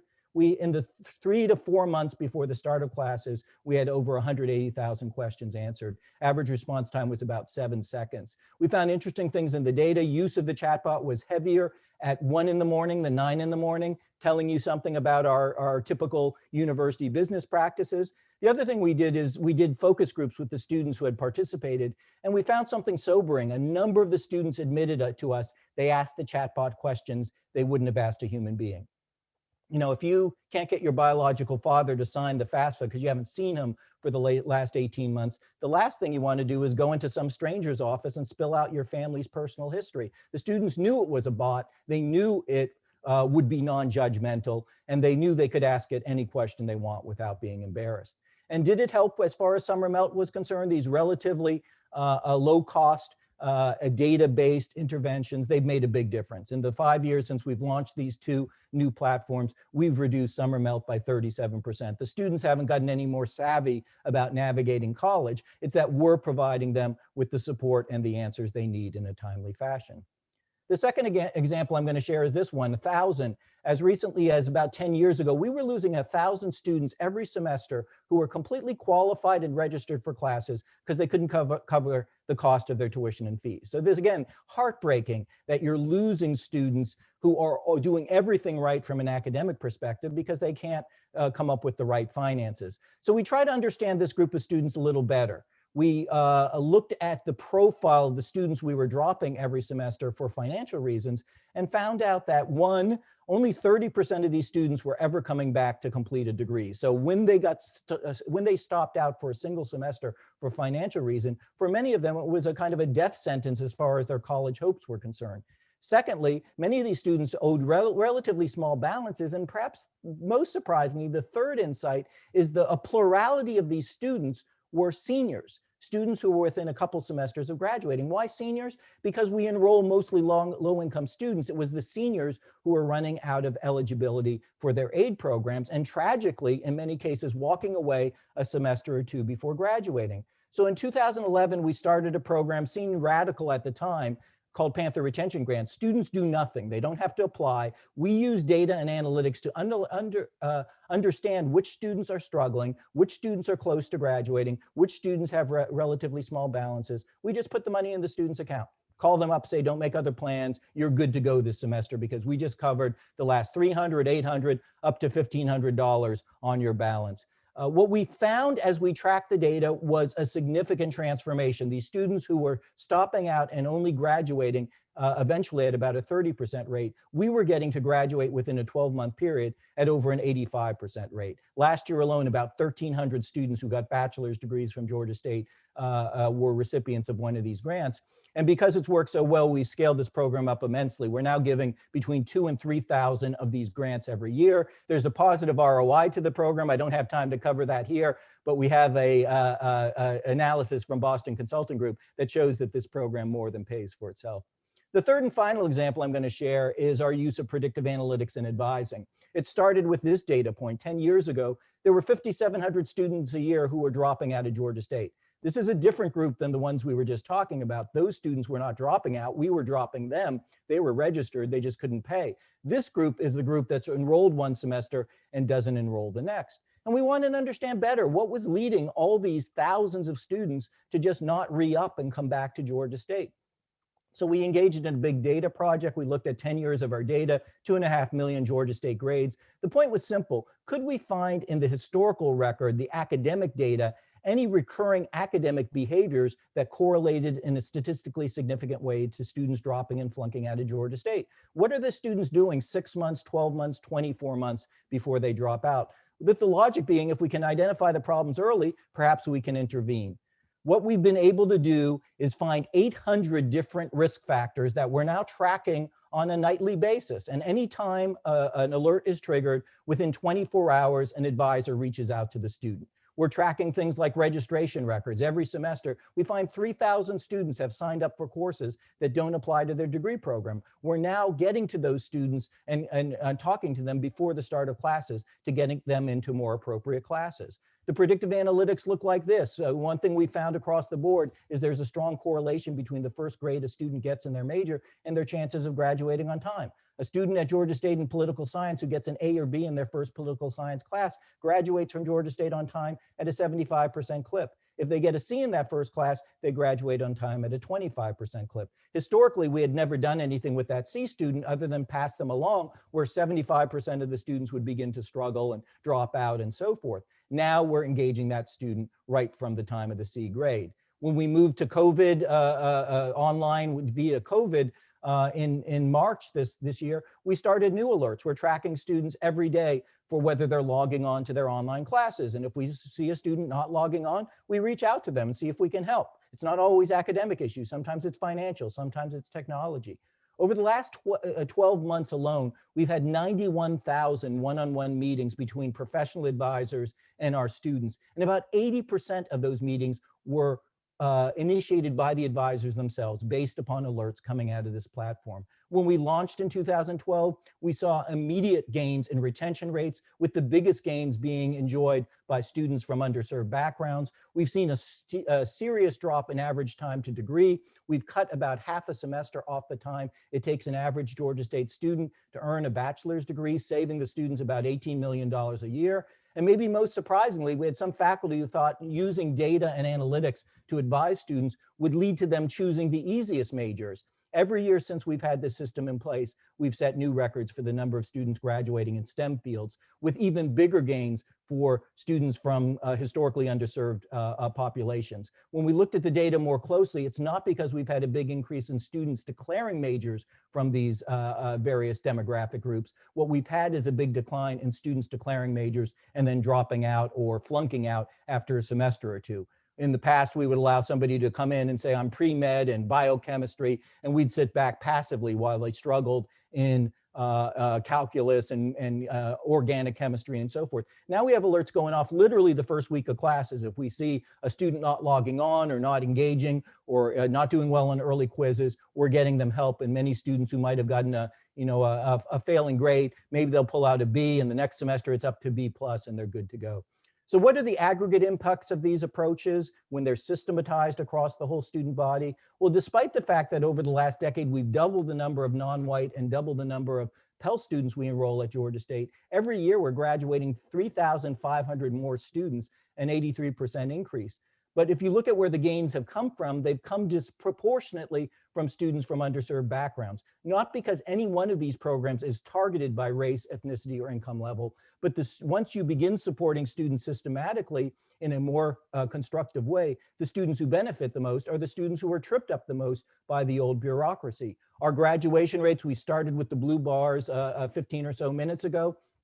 They haven't improved incrementally, they've improved exponentially. We're talking about doubling and in some cases tripling graduation rates. We've now had 6 years in a row at Georgia State in our bachelor's programs where our Black, Hispanic, and Pell students have all graduated at or above the rate of the student body overall. And this institution in the shadow of the Martin Luther King district that was segregated into the 1960s and grossly underperforming for our students of color as recently as a decade ago, now, and it's also been for 6 years in a row, is conferring more bachelor's degrees to African-American students than any other college or university in the United States. And isn't that a more fitting tribute, to this native son whose geography we share in downtown Atlanta? And my last point is, for those who might think this is a one-shot deal or there's something magic about, the recipe in downtown Atlanta, the state of Georgia gave us a great test case 5 years ago by consolidating us with this really struggling community college. It remains a two-year institution. We haven't changed admissions requirements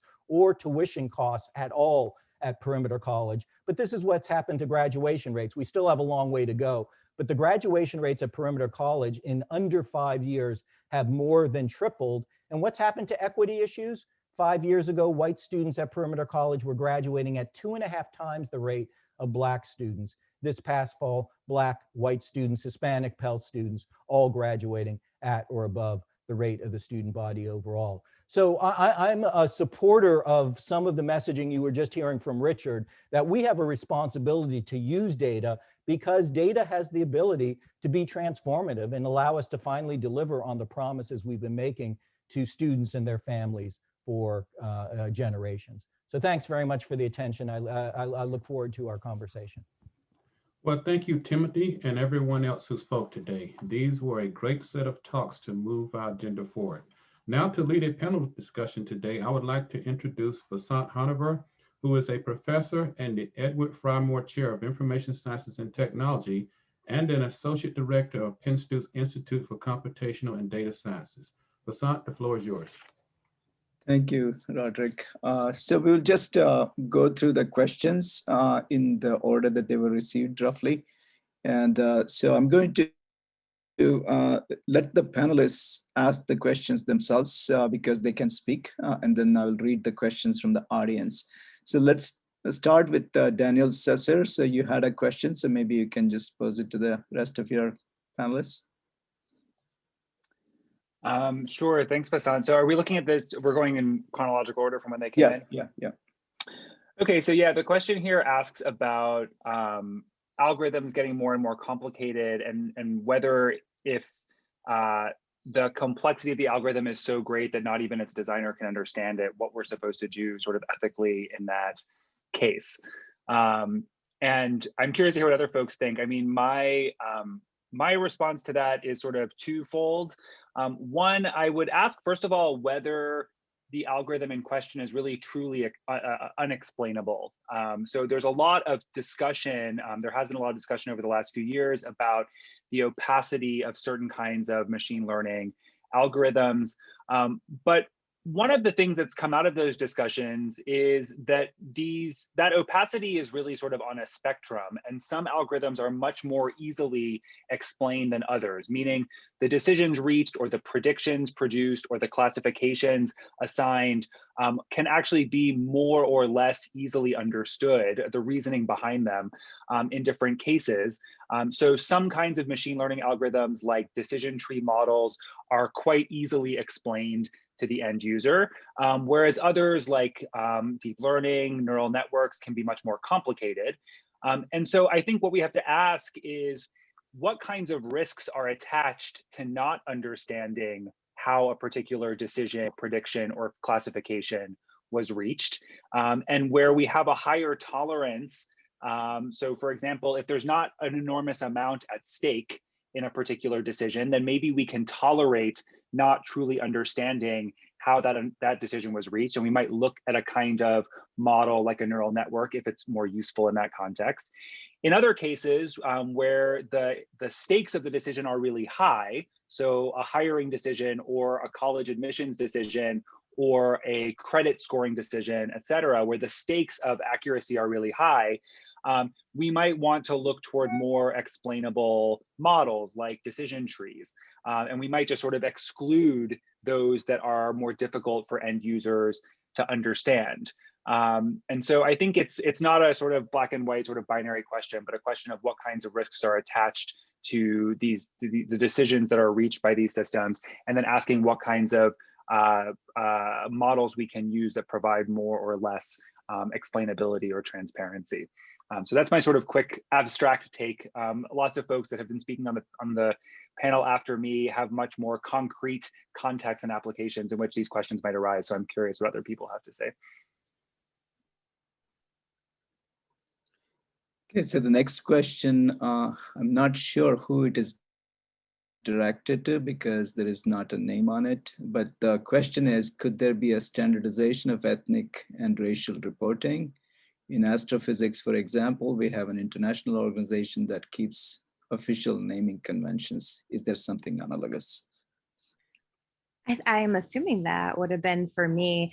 I think that, well, the iPads provide some language for racial categorization.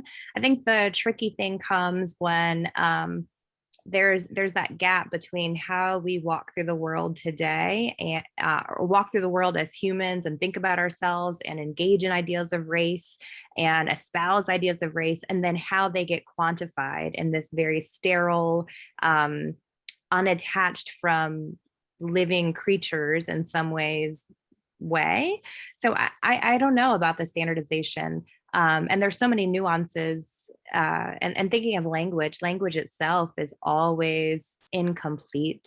You know, there's no way, we do our best, but there's no way for language to ever fully encompass the ideas and the context of the ideas that exist in our minds. At least that's my approach to thinking about language. I'm actually just last night, I got an email from a student saying, like, I don't have anyone else to ask this to. I feel like you won't get offended by me asking this, but I'm watching The Bachelor and people keep saying as a Black woman or as a Black man. And I wanted to know, why do people say that? Why are we allowed to say that? Unlike with people first language, like a person who is experiencing homelessness or a person who has been incarcerated, why do we not say a person who was Black? And that's just a super short example of the idea that race is complicated, language is complicated, and the intersection of race and language is complicated. So I think that standardization of race categories would have the effect of taking the guesswork out of it, but I don't know that it would capture the gap that exists. Okay, does anybody else want to weigh in on that? Otherwise, if we can move to the next question. Okay, so the next one is for Daniel Sasser. So there is, the question is, for a data scientist, a lot of data means that they can create more fair models for different groups, but that means more information collected from members of the society. How do you suggest to a data science enthusiast to find the balance of respecting individuals' privacy, but at the same time creating more fair models? Yeah, so I two things to say about that. One, as I sort of sketched very briefly at the end of my presentation, I think it's really important that we don't think of privacy as a solely individual interest or value. It's also a social interest or value. We think societies that protect people's privacy are better societies, are more democratic, are more liberal, et cetera. And so when we're asking about how to balance privacy versus fairness in this case, it's not necessarily a battle between individual and social goods or individual and social rights, but between two different social goals that we might have, and that in this case might be in tension. So that's one thing. More importantly, I think privacy in general just isn't just about secrecy. It's not just about withholding information. There are a lot of dimensions of privacy. And so I think if we attend to all of the really amazing goods that can come from using data about people. I mean, the last presentation that Timothy gave about what's going on at Georgia State is just like a perfect illustration of what you can do with data about people to really improve deeply important individual and social situations. And I think that if we can make assumptions about how that data is collected and handled, right? So if we can assume that the data was collected with student informed consent, if we can assume that that data is held very securely, if we can assume that principles of data minimization were enacted, only that data that was needed to perform these kinds of analysis were collected. If those other dimensions of privacy are adhered to, then I think people will have less of a concern about the fact that the data is collected and used. So I think that on the surface, there's a tension between privacy and these other goals here, but actually, once you sort of dig more deeply into what's at stake, the tension is not quite as deep. And maybe I'll say a word there. Thanks for that, Dan. That just to clarify, the data that we're using as part of our advising, tracking, and predictive analytics is all the data we've been collecting for generations. It's largely SIS data, grades, registration records, and so forth. We are now using some LMS data as well, but we're not taking any personal information about our students as part of the analytics we're using, nor are we even entering racial, ethnic, or economic categories into the system. What we're looking at are academic behaviors and academic performance, and just alerting students when we identify them as going off path. Okay, so just a quick comment in response to that question is that more data doesn't always necessarily mean fairer models. It depends on how the algorithm actually processes the data. So more is always not necessarily better. So the next question, I think it was addressed to Ashley Patterson. What do you recommend as the best practices for universities to present race data? I think that is a tough question, and I think best practices are tied up in what are you engaging in those practices for? What is the intent of taking up any given practice? So the iPads data is one way to think about it, that you're just reporting out what people reported to me. And if what you want to do is snapshot the information you have, then it's already a standardized way, as we just mentioned. But we also know that that is not the sole function of a demographic page on a website. There are things that a university is trying to communicate in presenting data in a certain way. So I think my answer, which I hope doesn't seem like an evasive answer, what I really would like for institutions to be doing is thinking about how they can alter their daily practices to make whatever data is going to be most marketable, most celebratory, to do the practices day to day to make those numbers seem not just seem like a reality, but just to be a representation of the reality. I know another thing we didn't get onto here, because we focused really on those demographic presentations, was other images that universities use to showcase diversity. And some institutions do things like Photoshop diversity into their images. And why? I ended with that question about the aspirational nature of wanting to show we are an inclusive space, we have diversity. It's hard to have that to show if you don't have it. It's hard to attract people who can actually be diverse if you don't have a necessarily welcoming place for them to come to. So I think the real work needs to be put into what am I doing day to day to make this campus space a place where people want to come, all kinds of people, and where people are going to feel included, all kinds of people, because we also have there's a difference between getting recruiting and retention. But that's what would be my roundabout answer there. Make the aura of the campus match those numbers that you want to present out. So the next question is for Richard.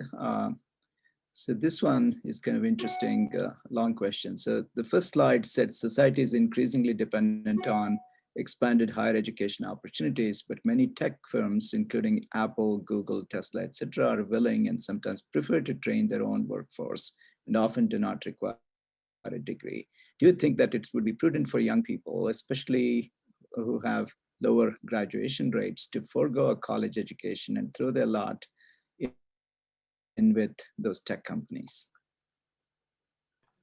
I think that's a very fascinating question.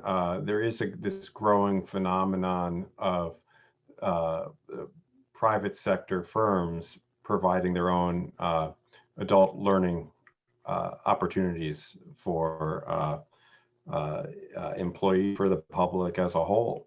And I think one way to think about this is, this is a failure of our college and university system that has been very reluctant to expand educational access and opportunities beyond traditional age students. And so you see in many elite institutions have grown exponentially, but the number of seats in terms of educational opportunities has grown not at all. Yes, you have the Apple, Google coming in, providing these educational opportunities today, as well as for-profit colleges for that matter. I think there's the question calls out young people in particular. Recall that in one of the slides I went quickly over, there was a framework for how we were thinking about learning and human development that occurs in college. And so if higher education, if college post-secondary education is nothing about other than career attainment, well then yeah, go to Google, go to Apple, but it's not. Post-secondary education is important for along broad and diverse domains that are associated with human development. And those are not easily attained through online programming that Google and Apple can provide. And so I would discourage my own children from pursuing that in terms of a college education because of it's not focused on kind of these more holistic outcomes we're looking for. Although again, in terms of adult education, adult workforce retraining and the like, these programs can be very useful and effective. And in fact, I wish places like UC Irvine and Penn State and that we worked more in providing these programs to the millions of Americans that lost their jobs over the last 12 and 18 months. And it's our obligation and responsibility to work to help address those needs. A long-winded and answer. I apologize for that. Do you want me to go through the next few? Yeah, if you could, yes, please. So I see a number here. So the next question is from Jesse Driver about wanted to know a little bit more about the performance assessments and their relationship to retention, in particular. Around the performance assessments, Jesse Driver was wondering, do we give students reports back on their performance on these assessments? We're just underway. We're in 18 months into the project. We are focusing primarily on institutional improvement efforts and not the use of this data to personalize instruction, advisement, and feedback. I think Timothy Renick provided some extraordinarily powerful examples of how data can be used to personalize educational experiences and outcomes. That is potentially a later phase of the project. Again, we're focused first and foremost of understanding our students at an institutional level and generating findings that can help inform efforts along those lines. The performance assessment data also we're not thinking about as directly related to retention. We think of that as about student success more broadly, developing the competencies, the dispositions, intellectual dispositions necessary for adult success, and attempting to measure those over time in terms of student trajectories to ensure that we're providing those supports. The next question is from Andrea Alio, who asked about the survey response rates and then wonders in particular about expectancy value theory. So the survey response rates, our responses were quite high. We were able to provide, thanks to the Andrew Mellon Foundation, financial incentives for survey completion, as well as for the weekly surveys that students undertake. We enroll the students in independent study, and they get independent study credit. So the response rate for that in-depth study where they get independent study credit is somewhere, the weekly response rates are on the order of 85% of students in that particular group are responding to the survey. The overall response rate for the students that complete eight of these surveys per year with the financial incentives is more along the lines of around 60% of the students are responding to those surveys. The expectancy value theory, if you're not a developmental psychologist, is associated very closely with the work of one of my colleagues at UCI, Professor Jackie Eccles. We were very fortunate that she led the effort in designing our surveys that we were using.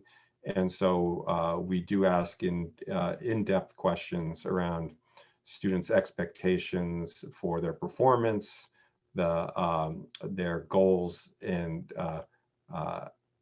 objectives in the course and in their in college, and how that connects to their larger career and life course objectives. So expectancy value theory very closely informs this the work we're producing. Our data is going to be de-identified and deposited in the data archive at Michigan ICPSR. And so if you have an interest in expectancy value in particular, there'll be an opportunity to use that data down the road. I think the final question comes from Cecilia Earls, a data scientist at Cornell, who asked about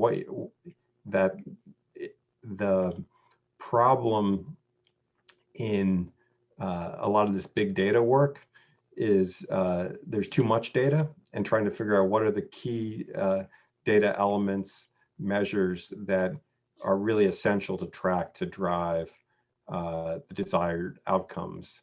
And so that is exactly the kind of work we're trying to do. We're in the LMS data, for example, we're hoping to identify a small set of measures that we can recommend to the LMS LMS platform providers that they should build into their systems and provide to higher education institutions to help them track student success. Because our data our efforts at UCI integrate the performance assessments, the surveys, the LMS data, and the administrative data streams, we're able to triangulate all these different data sources and identify the reliability and validity of any proposed measures. So in fact, that's exactly the kind of work we're doing. And Cecilia wants to know, is there anyone she could talk to at UC Irvine to know more about that? Yeah, I'm happy to answer questions offline. Just send me an email. We could set up some time. Thank you. So the next questions, a couple of questions are for Timothy.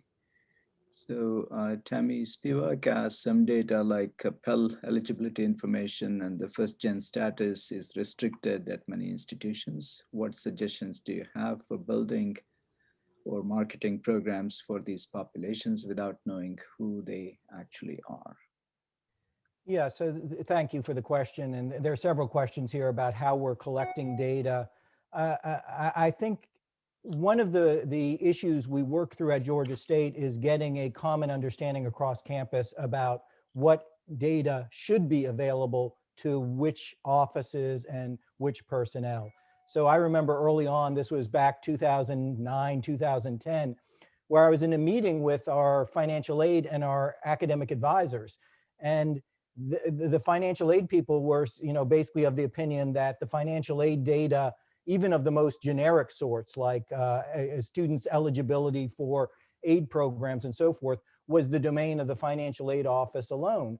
Well, you can't be a good academic advisor and advise a student who's sitting in front of you asking, should I add a second major, unless you know a little bit about their financial circumstances. How much longer do they have eligibility for their scholarship or their Pell Grant and so forth. So we've worked through some of those issues to try to change the culture. We are still very FERPA compliant. We recognize that these are very important privacy issues, but we also recognize that FERPA allows individuals on a campus who have a functional need to know a particular bit of information to support a student to be able to get access to that information. So we do get consent from our students in a number of instances, but we've also worked through to have a better campus understanding of what data should be accessible to which professionals across our campus. There's also a question here about how we're capturing data about students struggling in a course and whether we're going directly to faculty.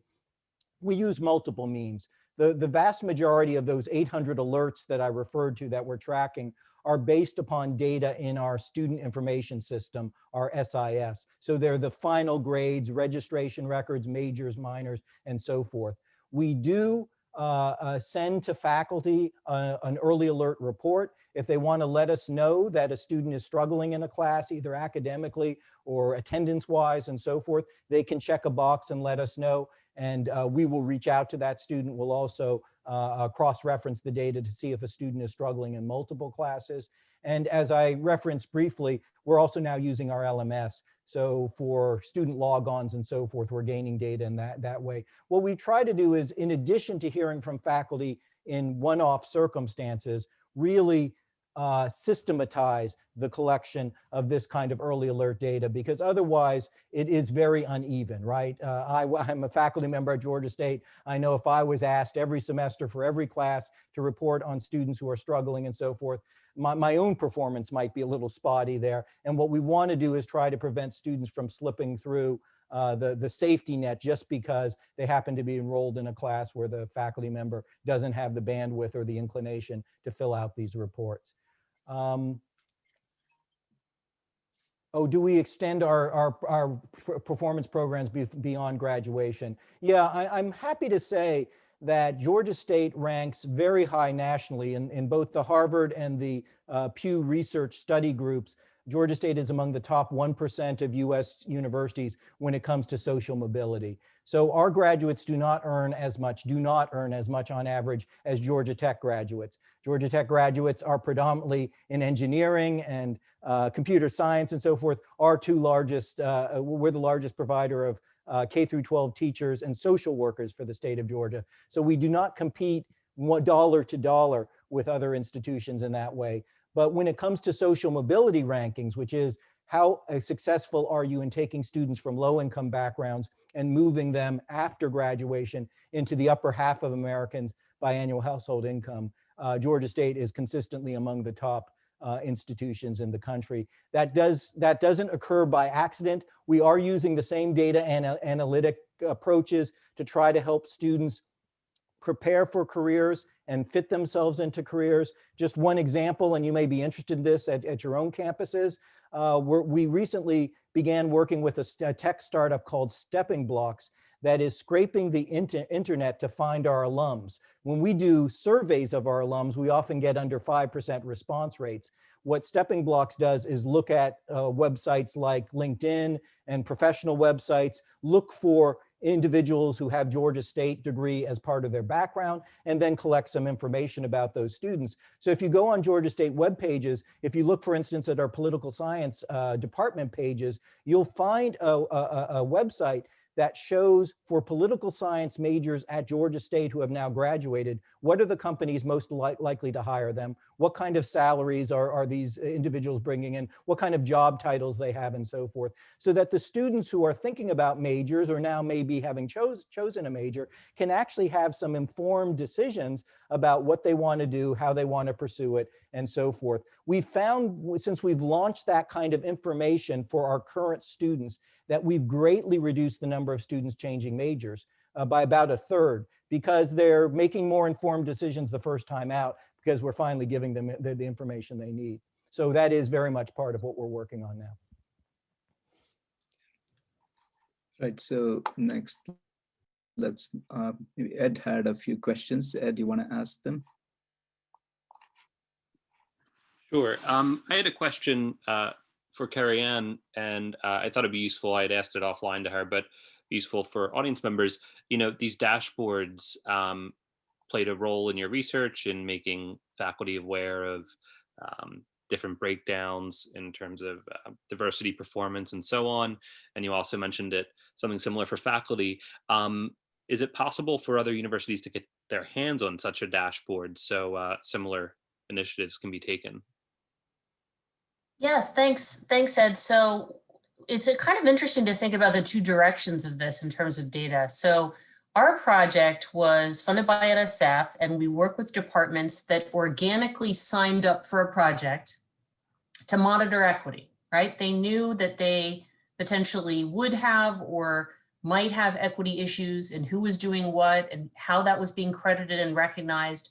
And they also signed up to do it in an organic way, meaning that we didn't tell each of the departments or units or small colleges that they all had to use the exact same template. We did give them lots of examples, and we showed them the kind of items that they should use, that they might include rather, and how that might be shown visually in terms of creating their dashboard. So we gave them lots of illustrations, but we intentionally wanted those dashboards, really just visual displays of data, to be different if you're in engineering versus if you're in a writing program, if you're in a large department that's got 45 folks versus a smaller one, so that it could be meaningful to them because they were going to use it immediately, directly for the purposes of monitoring equity in their unit, right? So they had to be, they were not come down from on high. Everyone must use this template, use this reporting form. Although from the other direction, it's interesting to see the rise in products that have been created. Many of us, I'm sure, are at institutions where we submit an annual faculty report, right? And then that gets sort of scooped up by the institution in everything from research productivity to course sizes to amounts of research grants. And it's all available and therefore can be used in a variety of ways to assess, say, the success of the department, issues of who's doing what in terms of some kinds of service that at least is visible service, formal search committee kinds of work. So I'm seeing both. We created some examples not only through the Change magazine article, but we also released some templates and examples through the ACE Engage program. And you go in there and you can find several examples of the templates that we gave folks to create those forms. But I think we all know the use of sort of the bigger sources of data in the products that our institutions have bought into. And there's a variety of uses that people are both happy and worried about when it comes to that kind of analysis.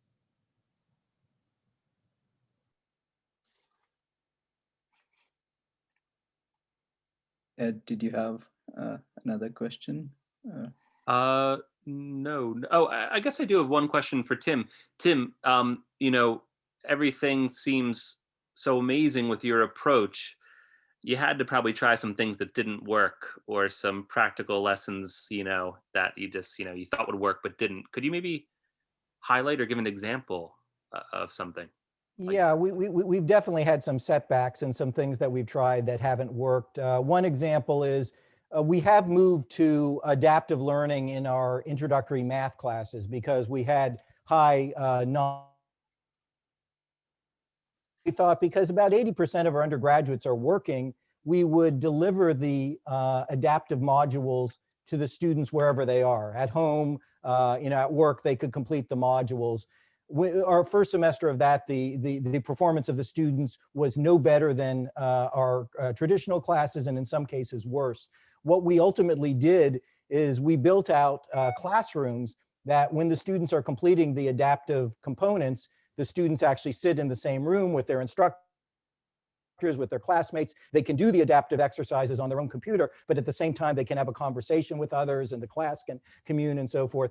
And then we began to see better results. So there are several times we've tried things that just haven't worked. In rare instances have we given up though, because given the methodology I described, in every case where we're trying to do something, we've got a major problem we're trying to resolve. So we're not just going to turn our back on really high non-pass rates in math courses. We're going to, tweak with it until we get some better results. Thank you for that, Tim. And just in my department, we've tried adaptive modules and saw the same thing, no improvement, but we never thought of adding in being in the classroom working on the adaptive module with faculty, which is a nice thought. And one real quick question for Richard. Richard, you're collecting all this data, but it's not clear to me. Are you hoping to test certain questions or hypotheses, or purely come up with predictive models for intervention? Yeah, so we, the original intention of the foundation was to identify the value of liberal arts education broadly defined along kind of more holistic measures than existed. So looking at the value of liberal arts education in ways other than simply income associated with occupations that individuals might attain. And so that was the intent of the foundation in supporting the project.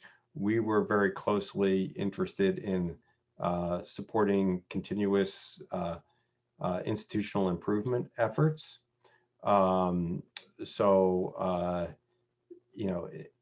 Neither of those are exactly the predictive analytical reporting efforts that Georgia State has used so effectively. You could use a measurement system like this to do very rigorous, sophisticated work in that area, but that was not the original intent of this project. Okay, so I'd like to thank everybody that spoke today for a number of very stimulating talks, and everyone that attended.